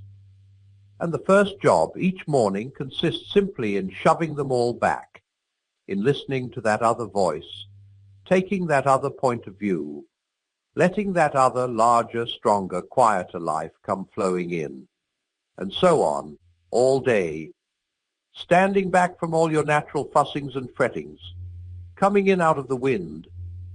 We can only do it for moments at first. But from those moments, the new sort of life will be spreading through our system, because now we are letting him work at the right part of us. It is the difference between paint, which is merely laid on the surface, and a dye or stain which soaks right through. He never talked vague, idealistic gas. When he said, be perfect, he meant it. He meant that we must go in for the full treatment. It is hard, but the sort of compromise we are all hankering after is harder. In fact, it is impossible. It may be hard for an egg to turn into a bird, it would be a jolly sight harder for it to learn to fly while remaining an egg. We are like eggs at present, and you cannot go on indefinitely being just an ordinary, decent egg. We must be hatched or go bad. May I come back to what I said before? This is the whole of Christianity. There is nothing else. It is so easy to get muddled about that. It is easy to think that the church has a lot of different objects: education, budding, missions, holding services, just as it is easy to think the state has a lot of different objects: military, political, economic, and whatnot. But in a way, things are much simpler than that. The state exists simply to promote and to protect the ordinary happiness of human beings in this life. A husband and wife chatting over a fire, a couple of friends having a game of darts in a pub, a man reading a book in his own room or digging in his own garden. That is what the state is there for. And unless they are helping to increase and prolong and protect such moments, all the laws, parliaments, armies, courts, police, economics, etc., are simply a waste of time. In the same way, the church exists for nothing else but to draw men into Christ, to make them little Christs. If they are not doing that, all the cathedrals, clergy, missions, sermons, even the Bible itself, are simply a waste of time. God became man for no other purpose. It is even doubtful, whether the whole universe was created for any other purpose.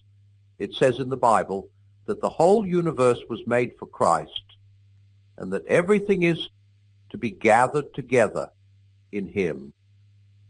I do not suppose any of us can understand how this will happen as regards the whole universe. We do not know what, if anything, lives in the parts of it that are millions of miles away from this earth. Even on this earth, we do not know how it applies to things other than men. After all, that is what you would expect. We have been shown the plan only insofar as it concerns ourselves. I sometimes like to imagine that I can just see how it might apply to other things. I think I can see how the higher animals are in a sense drawn into man when he loves them and makes them, as he does, much more nearly human than they would otherwise be. I can even see a sense in which the dead things and plants are drawn into man as he studies them and uses and appreciates them. And if there were intelligent creatures in other worlds, they might do the same with their worlds. It might be that when intelligent creatures entered into Christ, they would, in that way, bring all the other things in along with them.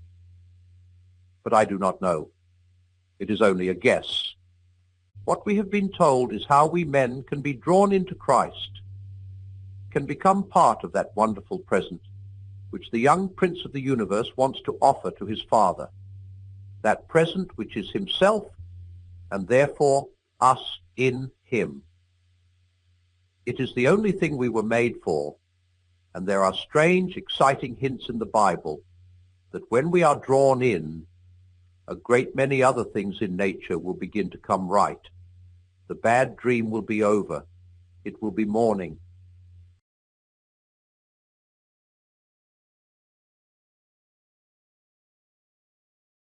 I find a good many people have been bothered by what I said in the last chapter about our Lord's words, "Be ye perfect." Some people seem to think this means, unless you are perfect, I will not help you. And as we cannot be perfect then, if he meant that, our position is hopeless. But I do not think he did mean that.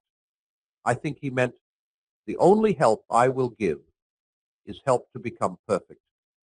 You may want something less, but I will give you nothing less. Let me explain. When I was a child, I often had toothache, and I knew that if I went to my mother, she would give me something which would deaden the pain for that night and let me get to sleep. But I did not go to my mother, at least not till the pain became very bad. And the reason I did not go was this. I did not doubt she would give me the aspirin, but I knew she would also do something else. I knew she would take me to the dentist next morning. I could not get what I wanted out of her without getting something more which I did not want. I wanted immediate relief from pain, but I could not get it without having my teeth set permanently right. And I knew those dentists. I knew they started fiddling about with all sorts of other teeth, which had not yet begun to ache. They would not let sleeping dogs lie. If you gave them an inch, they took an ell. Now, if I may put it that way, our Lord is like the dentists. If you give him an inch, he will take an ell. Dozens of people go to him to be cured of some one particular sin which they are ashamed of, like masturbation or physical cowardice, or which is obviously spoiling daily life, like bad temper or drunkenness. Well, he will cure it all right, but he will not stop there. That may be all you ask, but if once you call him in, he will give you the full treatment. That is why he warned people to count the cost before becoming Christians. Make no mistake, he says, if you let me, I will make you perfect. The moment you put yourself in my hands, that is what you are in for. Nothing less or other than that. You have free will, and if you choose, you can push me away. But if you do not push me away, understand that I am going to see this job through. Whatever suffering it may cost you in your earthly life, whatever inconceivable purification it may cost you after death, whatever it costs me, I will never rest, nor let you rest, until you are literally perfect, until my Father can say without reservation that he is well pleased with you, as he said he was well pleased with me. This I can do and will do, but I will not do anything less. And yet, this is the other and equally important side of it. This helper who will, in the long run, be satisfied with nothing less than absolute perfection, will also be delighted with the first feeble, stumbling effort you make tomorrow to do the simplest duty. As a great Christian writer, George MacDonald, pointed out, every father is pleased at the baby's first attempt to walk. No father would be satisfied with anything less than a firm, free, manly walk in a grown-up son. In the same way, he said, God is easy to please, but hard to satisfy. The practical upshot is this. On the one hand, God's demand for perfection need not discourage you in the least in your present attempts to be good, or even in your present failures. Each time you fail, he will pick you up again. And he knows perfectly well that your own efforts are never going to bring you anywhere near perfection. On the other hand, you must realize from the outset that the goal towards which he is beginning to guide you is absolute perfection. And no power in the whole universe except you, yourself, can prevent him from taking you to that goal. That is what you are in for. And it is very important to realize that. If we do not, then we are very likely to start pulling back and resisting him after a certain point. I think that many of us, when Christ has enabled us to overcome one or two sins that were an obvious nuisance, are inclined to feel, though we do not out it into words, that we are now good enough. He has done all we wanted him to do, and we should be obliged if he would now leave us alone. As we say, I never expected to be a saint. I only wanted to be a decent, ordinary chap. And we imagine, when we say this, that we are being humble. But this is the fatal mistake.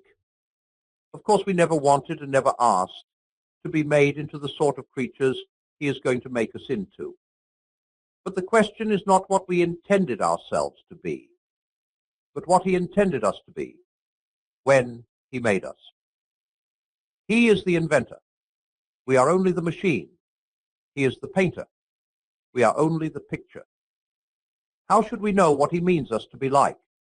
You see, he has already made us something very different from what we were. Long ago, before we were born, when we were inside our mother's bodies, we passed through various stages. We were once rather like vegetables and once rather like fish. It was only at a later stage that we became like human babies. And if we had been conscious at those earlier stages, I dare say we should have been quite contented to stay as vegetables or fish, should not have wanted to be made into babies. But all the time, he knew his plan for us and was determined to carry it out. Something the same is now happening at a higher level. We may be content to remain what we call ordinary people, but he is determined to carry out a quite different plan. To shrink back from that plan is not humility. It is laziness and cowardice. To submit to it is not conceit or megalomania. It is obedience. Here is another way of putting the two sides of the truth. On the one hand, we must never imagine that our own unaided efforts can be relied on to carry us even through the next 24 hours as decent people. If he does not support us, not one of us is safe from some gross sin. On the other hand, no possible degree of holiness or heroism which has ever been recorded of the greatest saints is beyond what he is determined to produce in every one of us in the end. The job will not be completed in this life, but he means to get us as far as possible before death. That is why we must not be surprised if we are in for a rough time. When a man turns to Christ and seems to be getting on pretty well, in the sense that some of his bad habits are now corrected, he often feels that it would now be natural if things went fairly smoothly. When troubles come along, illnesses, money troubles, new kinds of temptation, he is disappointed.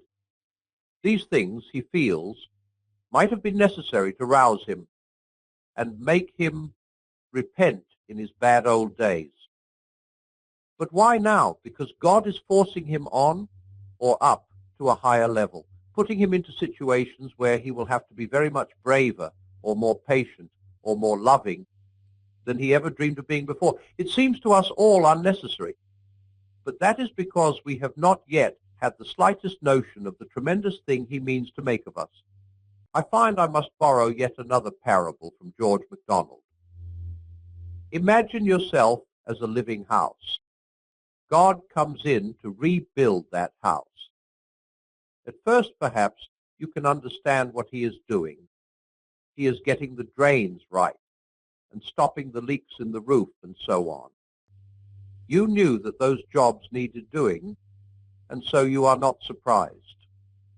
But presently, he starts knocking the house about in a way that hurts abominably and does not seem to make sense. What on earth is he up to?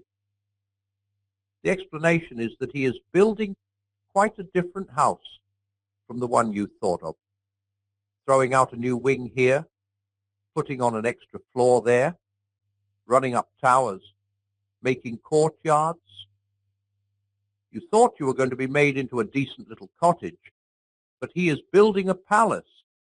He intends to come and live in it himself. The command, "Be ye perfect," is not idealistic gas, nor is it a command to do the impossible. He is going to make us into creatures that can obey that command. He said in the Bible that we were gods, and he is going to make good his words. If we let him, for we can prevent him, if we choose, He will make the feeblest and filthiest of us into a god or goddess, a dazzling, radiant, immortal creature, pulsating all through with such energy and joy and wisdom and love as we cannot now imagine. A bright, stainless mirror which reflects back to God perfectly, though of course on a smaller scale, his own boundless power and delight and goodness. The process will be long and in parts very painful, but that is what we are in for, nothing less. He meant what he said.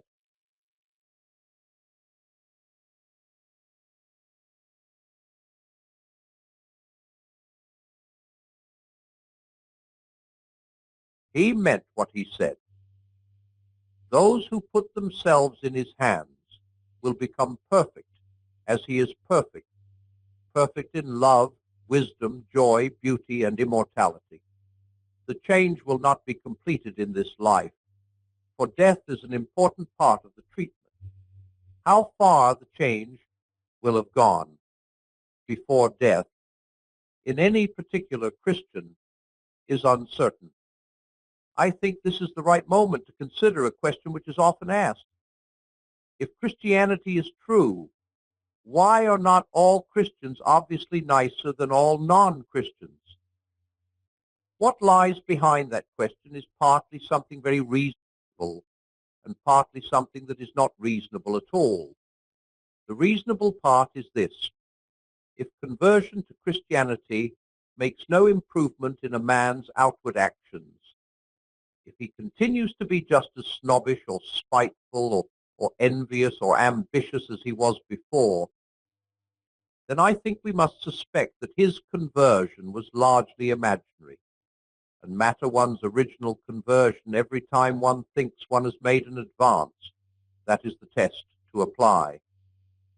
Fine feelings, new insights, greater interest in religion mean nothing unless they make our actual behavior better.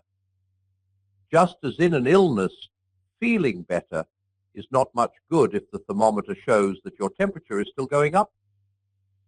In that sense, the outer world is quite right to judge Christianity by its results. Christ told us to judge by results. A tree is known by its fruit, or as we say, the proof of the pudding is in the eating. When we Christians behave badly, or fail to behave well, we are making Christianity unbelievable to the outside world. The wartime posters told us that careless talk costs lives. It is equally true that careless lives cost talk. Our careless lives set the outer world talking, and we give them grounds for talking in a way that throws doubt on the truth of Christianity itself. But there is another way of demanding results, in which the outer world may be quite illogical. They may demand not merely that each man's life should improve if he becomes a Christian. They may also demand, before they believe in Christianity, that they should see the whole world neatly divided into two camps, Christian and non-Christian, and that all the people in the first camp at any given moment should be obviously nicer than all the people in the second. This is unreasonable on several grounds. In the first place, the situation in the actual world is much more complicated than that. The world does not consist of 100% Christians and 100% non-Christians. There are people, a great many of them, who are slowly ceasing to be Christians, but who still call themselves by that name. Some of them are clergymen. There are other people who are slowly becoming Christians, though they do not yet call themselves so. There are people who do not accept the full Christian doctrine about Christ, but who are so strongly attracted by him that they are his in a much deeper sense than they themselves understand. There are people in other religions who are being led by God's secret influence to concentrate on those parts of their religion which are in agreement with Christianity, and who thus belong to Christ without knowing it. For example, a Buddhist of goodwill may be led to concentrate more and more on the Buddhist teaching about mercy, and to leave in the background, though he might still say he believed, the Buddhist teaching on certain other points. Many of the good pagans, long before Christ's birth, may have been in this position.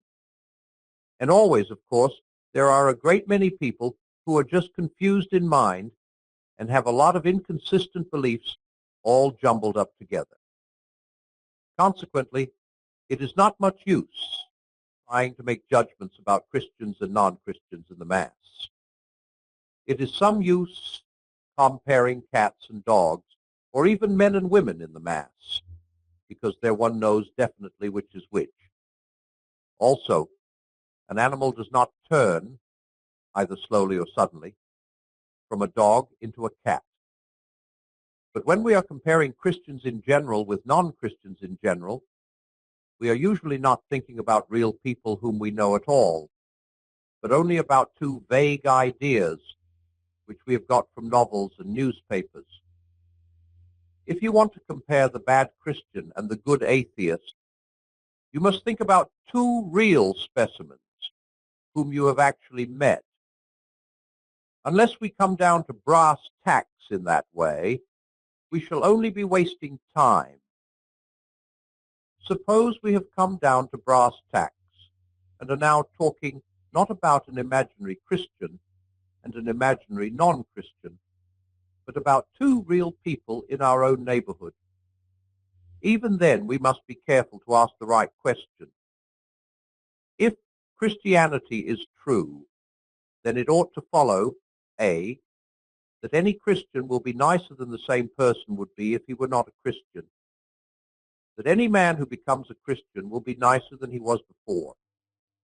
Just in the same way, if the advertisements of White Smiles toothpaste are true, it ought to follow, A, that anyone who uses it will have better teeth than the same person would have if he did not use it. B, that if anyone begins to use it, his teeth will improve. But to point out that I, who use White Smiles, and also have inherited bad teeth from both my parents, have not got as fine a set as some healthy young Negro who never used toothpaste at all, does not by itself prove that the advertisements are untrue. Christian Miss Bates may have an unkinder tongue than unbelieving Dick Birkin. That by itself does not tell us whether Christianity works. The question is what Miss Bates's tongue would be like if she were not a Christian, and what Dick's would be like if he became one. Miss Bates and Dick, as a result of natural causes and early upbringing, have certain temperaments. Christianity professes to put both temperaments under new management, if they will allow it to do so. What you have a right to ask is whether that management, if allowed to take over, improves the concern.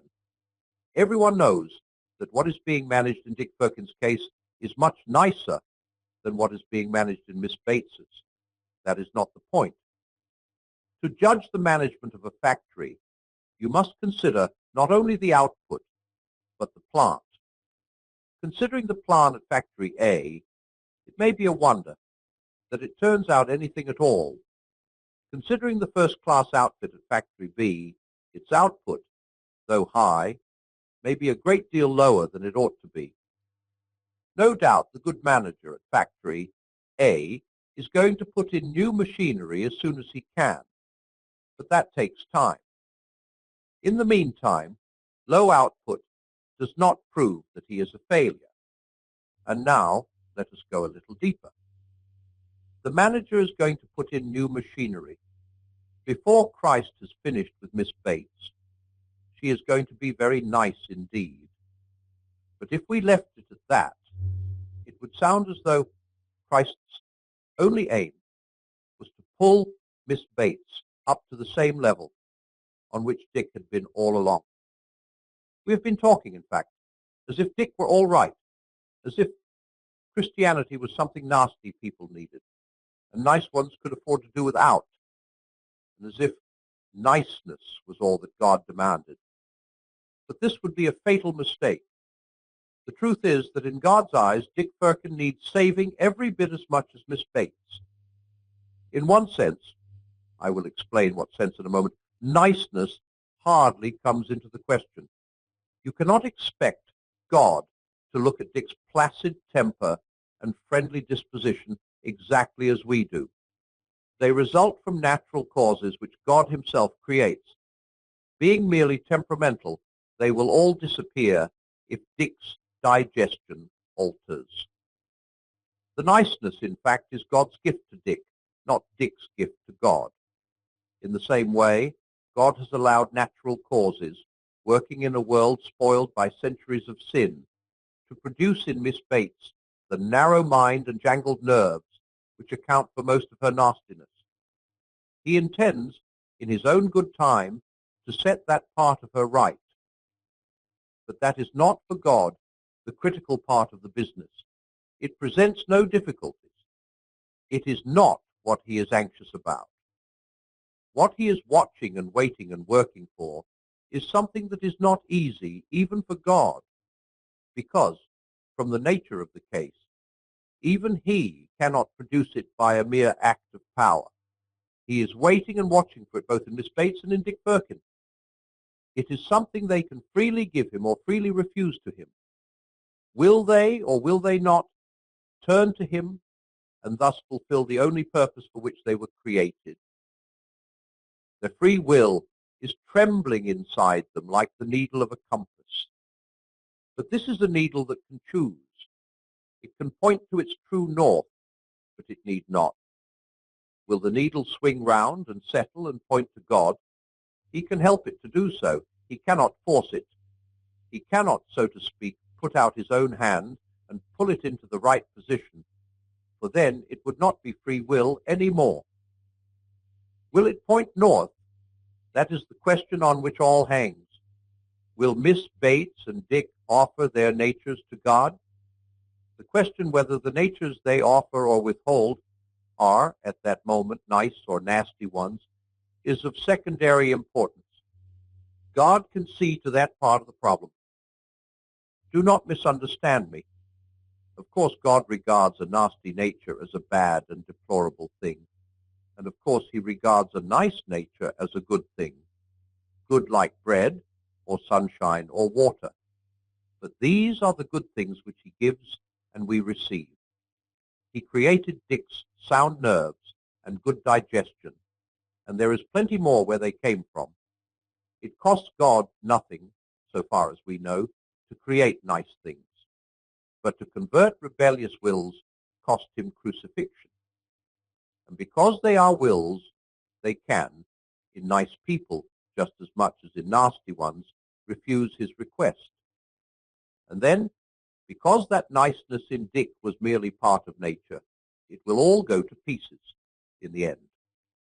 Nature herself will all pass away. Natural causes come together in Dick to make a pleasant chronological pattern, just as they come together in a sunset to make a pleasant pattern of colors. Presently, for that is how nature works, they will fall apart again, and the pattern in both cases will disappear. Dick has had the chance to turn, or rather to allow God to turn, that momentary pattern into the beauty of an eternal spirit, and he has not taken it. There is a paradox here. As long as Dick does not turn to God, he thinks his niceness is his own, and just as long as he thinks that, it is not his own. It is when Dick realizes that his niceness is not his own, but a gift from God, and when he offers it back to God, it is just then that it begins to be really his own. For now, Dick is beginning to take a share in his own creation. The only things we can keep are the things we freely give to God. What we try to keep for ourselves is just what we are sure to lose. We must, Therefore, not be surprised if we find among the Christians some people who are still nasty. There is even, when you come to think it over, a reason why nasty people might be expected to turn to Christ in greater numbers than nice ones. That was what people objected to about Christ during his life on earth. He seemed to attract such awful people. That is what people still object to and always will. Do you not see why? Christ said, "Blessed are the poor," and how hard it is for the rich to enter the kingdom. And no doubt he primarily meant the economically rich and economically poor. But do not his words also apply to another kind of riches and poverty? One of the dangers of having a lot of money is that you may be quite satisfied with the kinds of happiness money can give, and so fail to realize your need for God. If everything seems to come simply by signing checks, you may forget that you are at every moment totally dependent on God. Now, quite plainly, natural gifts carry with them a similar danger. If you have sound nerves and intelligence and health and popularity and a good upbringing, you are likely to be quite satisfied with your character as it is. Why drag God into it, you may ask? A certain level of good conduct comes fairly easily to you. You are not one of those wretched creatures who are always being tripped up by sex or dipsomania or nervousness or bad temper. Everyone says you are a nice chap, and between ourselves, you agree with them. You are quite likely to believe, Dial, all this niceness is your own doing. You may easily not feel the need for any better kind of goodness. Often people who have all these natural kinds of goodness cannot be brought to recognize their need for Christ at all until one day the natural goodness lets them down and their self-satisfaction is shattered. In other words, it is hard for those who are rich in this sense to enter the kingdom. It is very different for the nasty people, the little, low, timid, warped, thin-blooded, lonely people, or the passionate, sensual, unbalanced people. If they make any attempt at goodness at all, they learn in double quick time that they need help. It is Christ or nothing for them. It is taking up the cross and following, or else despair. They are the lost sheep. He came specially to find them. They are, in one very real and terrible sense, the poor. He blessed them. They are the awful set he goes about with. And of course the Pharisees say still, as they said from the first, if there were anything in Christianity, those people would not be Christians. There's either a warning or an encouragement here for every one of us. If you are a nice person, if virtue comes easily to you, beware. Much is expected from those to whom much is given. If you mistake for your own merits what are really God's gifts to you through nature, and if you are contented with simply being nice, you are still a rebel. And all those gifts will only make your fall more terrible, your corruption more complicated, your bad example more disastrous. The devil was an archangel once. His natural gifts were as far above yours as yours are above those of a chimpanzee. But if you are a poor creature, poisoned by a wretched upbringing in some house full of vulgar jealousies and senseless quarrels, saddled by no choice of your own with some loathsome sexual perversion, nagged day in and day out by an inferiority complex that makes you snap at your best friends, do not despair. He knows all about it. You are one of the poor whom he blessed. He knows what a wretched machine you are trying to drive. Keep on. Do what you can. One day, perhaps in another world, but perhaps far sooner than that, he will fling it on the scrap heap and give you a new one, and then you may astonish us all, not least yourself, for you have learned your driving in a hard school.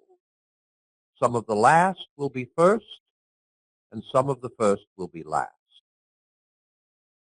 Niceness, wholesome, integrated personality is an excellent thing. We must try by every medical, educational, economic, and political means in our power to produce a world where as many people as possible grow up nice, just as we must try to produce a world where all have plenty to eat. But we must not suppose that even if we succeeded in making everyone nice, we should have saved their souls. A world of nice people, content in their own niceness, looking no further, turned away from God, would be just as desperately in need of salvation as a miserable world, and might even be more difficult to save. For mere improvement is not redemption. The redemption always improves people even here and now, and will in the end improve them to a degree we cannot yet imagine. God became man to turn creatures into sons, not simply to produce better men of the old kind, but to produce a new kind of man. It is not like teaching a horse to jump better and better, but like turning a horse into a winged creature. Of course, once it has got its wings, it will soar over fences which could never have been jumped, and thus beat the natural horse at its own game. But there may be a period, while the wings are just beginning to grow, when it cannot do so. And at that stage, the lumps on the shoulders, no one could tell by looking at them that they are going to be wings, may even give it an awkward appearance. But perhaps we have already spent too long on this question. If what you want is an argument against Christianity, and I well remember how eagerly I looked for such arguments when I began to be afraid it was true, you can easily find some stupid and unsatisfactory Christian and say, "So there's your boasted new man, give me the old kind." But if once you have begun to see that Christianity is on other grounds probable, you will know in your heart that this is only evading the issue. What can you ever really know of other people's souls, of their temptations, their opportunities, their struggles? One soul in the whole creation you do know, and it is the only one whose fate is placed in your hands. If there is a God, you are, in a sense, alone with him. You cannot put him off with speculations about your next-door neighbors or memories of what you have read in books. What will all that chatter and hearsay count? Will you even be able to remember it when the anesthetic fog, which we call nature or the real world, fades away and the presence in which you have always stood becomes palpable, immediate, and unavoidable?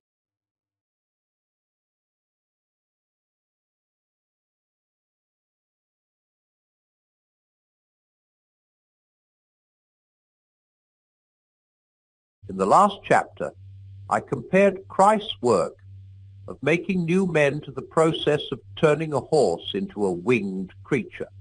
I use that extreme example to emphasize the point that it is not mere improvement, but transformation. The nearest parallel to it in the world of nature is to be found in the remarkable transformations we can make in insects by applying certain rays to them. Some people think this is how evolution worked. The alterations in creatures on which it all depends may have been produced by rays coming from outer space. Of course, once the alterations are there, what they call natural selection gets to work on them, i.e., the useful alterations survive and the other ones get weeded out. Perhaps a modern man can understand the Christian idea best if he takes it in connection with evolution. Everyone now knows about evolution, though, of course, some educated people disbelieve it. Everyone has been told that man has evolved from lower types of life. Consequently, people often wonder, what is the next step? When is the thing beyond man going to appear? Imaginative writers sometimes try to picture this next step, the Superman, as they call him, but they usually only succeed in picturing someone a good deal nastier than man as we know him, and then try to make up for that by sticking on extra legs or arms.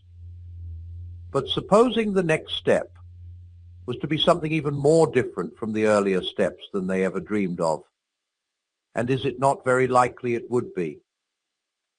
Thousands of centuries ago, huge, heavily armored creatures were evolved. If anyone had been watching the course of evolution at that time, they would probably have expected that it was going to go on to heavier and heavier armor. But they would have been wrong. The future had a card up its sleeve that nothing at that time would have led them to expect. It was going to spring on them little naked, unarmored animals that had better brains. And with those brains, they were going to master the whole planet. They were not merely going to have more power than the prehistoric monsters. They were going to have a new kind of power. The next step was not only going to be different, but different with a new kind of difference. The stream of evolution was not going to flow on in the direction in which they saw it flowing. It was, in fact, going to take a sharp bend. Now it seems to me that most of the popular guesses at the next step are making just the same sort of mistake. People see, or at any rate think they see, men developing greater brains and gaining greater mastery over nature. And because they think the stream is flowing in that direction, they imagine it will go on flowing in that direction. But I cannot help thinking that the next step will be really new. It will go off in a direction you could never have dreamed of. It would hardly be worth calling a new step unless it did. I should expect not merely difference, but a new kind of difference. I should expect not merely change, but a new method of producing the change. Or, to make an Irish bull, I should expect the next stage in evolution not to be a stage in evolution at all. I should expect evolution itself as a method of producing change to be superseded.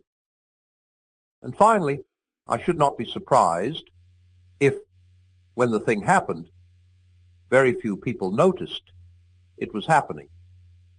Now, if you care to talk in these terms, the Christian view is precisely that the next step has already appeared, and it is really new.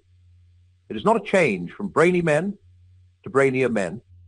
It is a change that goes off in a totally different direction, a change from being creatures of God to being sons of God. The first instance appeared in Palestine 2,000 years ago. In a sense, the change is not evolution at all, because it is not something arising out of the natural process of events, but something coming into nature from outside. But that is what I would expect. We arrived at our idea of evolution from studying the past. If there are real novelties in store, then of course our idea, based on the past, will not really cover them. And in fact, this new step differs from all previous ones, not only in coming from outside nature, but in several other ways as well. 1. It is not carried on by sexual reproduction. Need we be surprised at that? There was a time before sex had appeared. Development used to go on by different methods. Consequently, we might have expected that there would come a time when sex disappeared, or else, which is what is actually happening, a time when sex, though it continued to exist, ceased to be the main channel of development. 2. At the earlier stages, living organisms had either no choice or very little choice about taking the new step. Progress was, in the main, something that happened to them, not something they did. But the new step, the step from being creatures to being sons, is voluntary. At least voluntary in one sense. It is not voluntary in the sense that we of ourselves could have chosen to take it or could even have imagined it. But it is voluntary in the sense that when it is offered to us, we can refuse it. We can, if we please, shrink back. We can dig in our heels and let the new humanity go on without us. 3. I have called Christ the first instance of the new man. But of course, he is something much more than that. He is not merely a new man, one specimen of the species, but the new man. He is the origin and center and life of all the new men.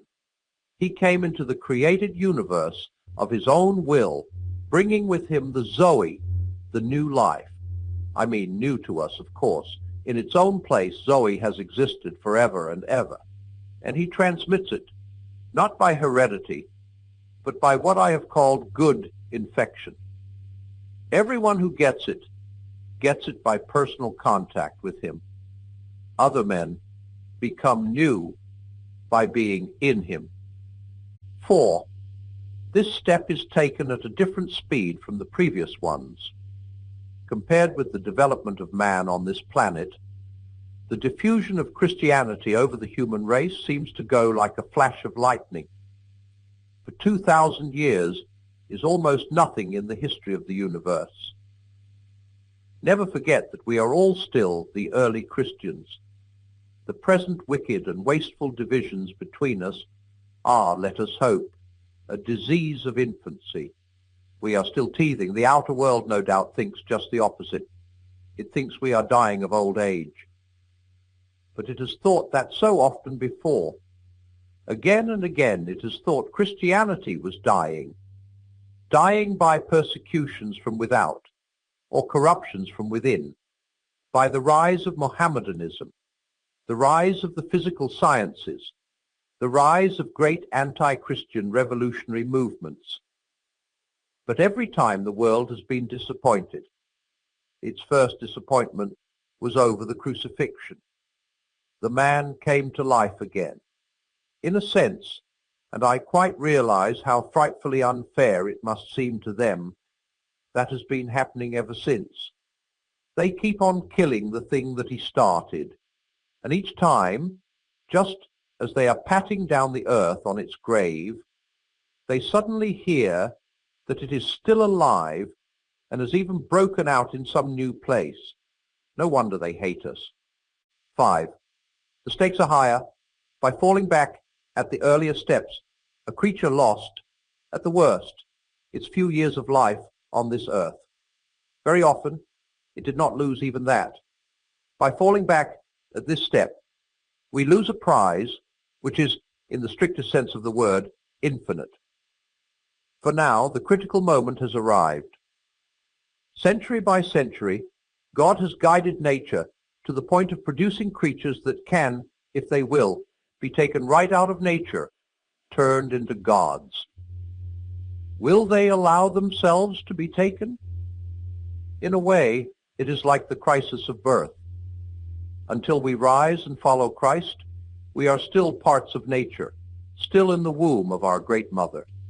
Her pregnancy has been long, painful, and anxious, but it has reached its climax. The great moment has come.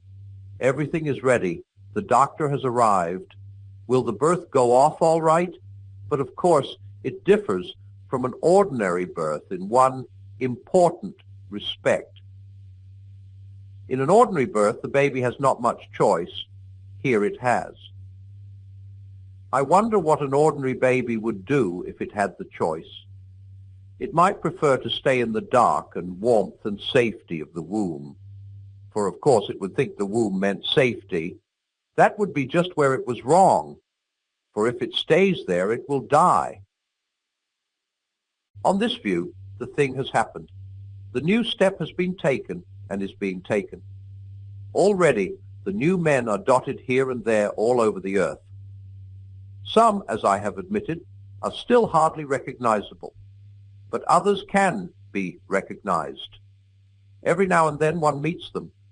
Their very voices and faces are different from ours, stronger, quieter, happier, more radiant.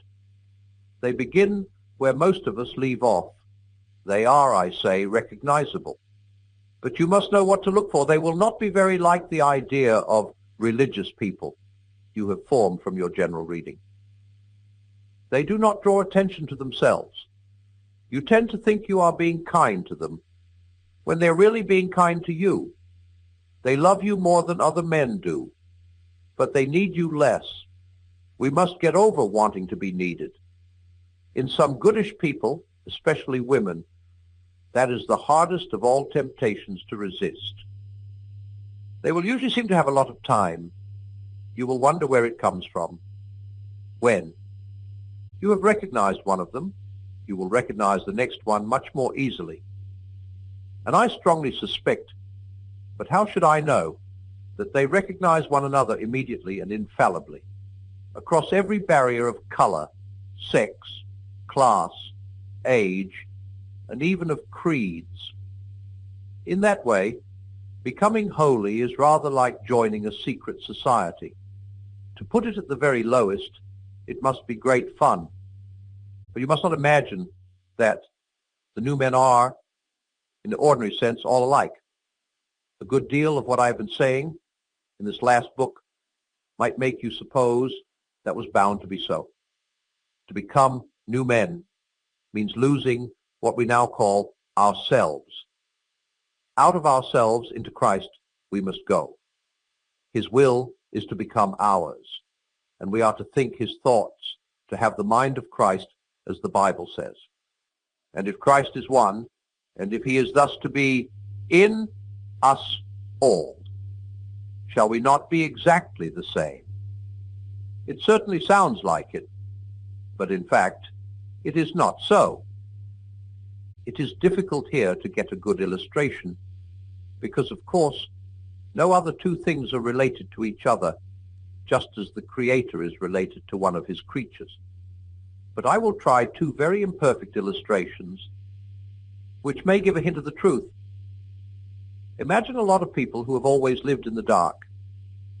You come and try to describe to them what light is like. You might tell them that if they come into the light, that same light would fall on them all, and they would all reflect it, and thus become what we call visible.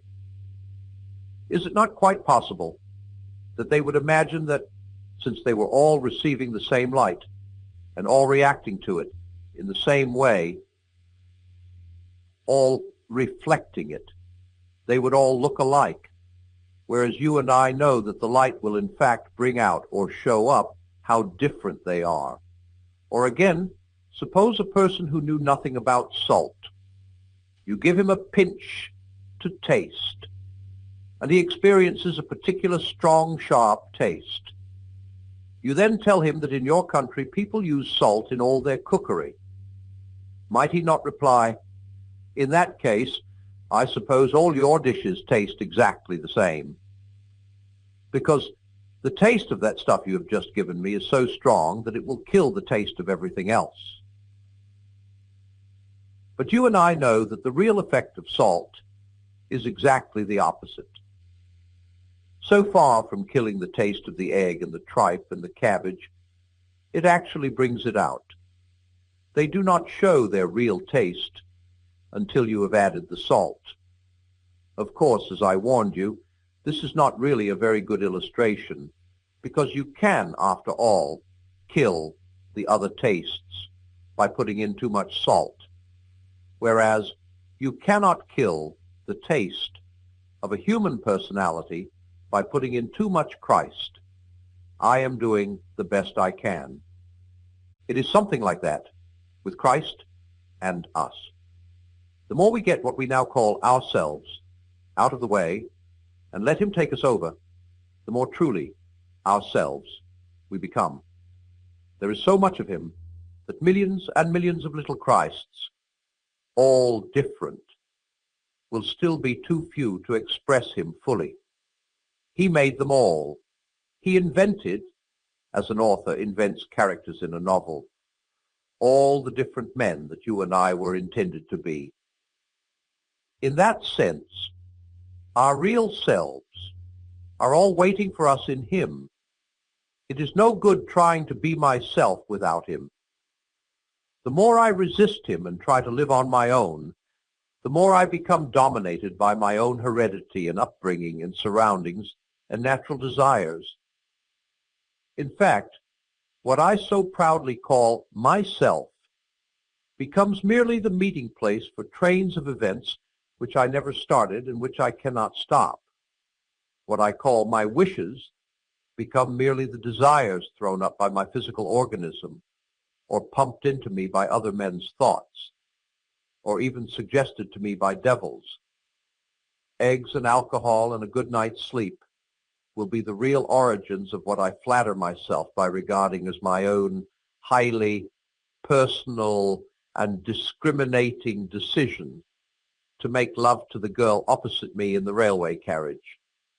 Propaganda will be the real origin of what I regard as my own personal political ideals. I am not, in my natural state, nearly as much of a person as I like to believe. Most of what I call me can be very easily explained. It is when I turn to Christ, when I give myself up to his personality, that I first begin to have a real personality of my own. At the beginning, I said there were personalities in God. I will go further now. There are no real personalities anywhere else. Until you have given up yourself to him, you will not have a real self. Sameness is to be found most among the most natural men, not among those who surrender to Christ. How monotonously alike all the great tyrants and conquerors have been. How gloriously different are the saints. But there must be a real giving up of the self. You must throw it away blindly, so to speak. Christ will indeed give you a real personality, but you must not go to him for the sake of that. As long as your own personality is what you are bothering about, you are not going to him at all. The very first step is to try to forget about the self altogether. Your real new self, which is Christ's and also yours, and yours just because it is his, will not come as long as you are looking for it. It will come when you are looking for him. Does that sound strange? The same principle holds, you know, for more everyday matters. Even in social life, you will never make a good impression on other people until you stop thinking about what sort of impression you are making. Even in literature and art, no man who bothers about originality will ever be original. Whereas if you simply try to tell the truth without caring twopence how often it has been told before, you will, 9 times out of 10, become original without ever having noticed it. The principle runs through all life from top to bottom. Give up yourself, and you will find your real self. Lose your life, and you will save it. Submit to death, death of your ambitions and favorite wishes every day, and death of your whole body in the end. Submit with every fiber of your being, and you will find eternal life. Keep back nothing. Nothing that you have not given away will ever be really yours. Nothing in you that has not died will ever be raised from the dead. Look for yourself, and you will find in the long run only hatred, loneliness, despair, rage, ruin, and decay. But look for Christ, and you will find him, and with him everything else thrown in.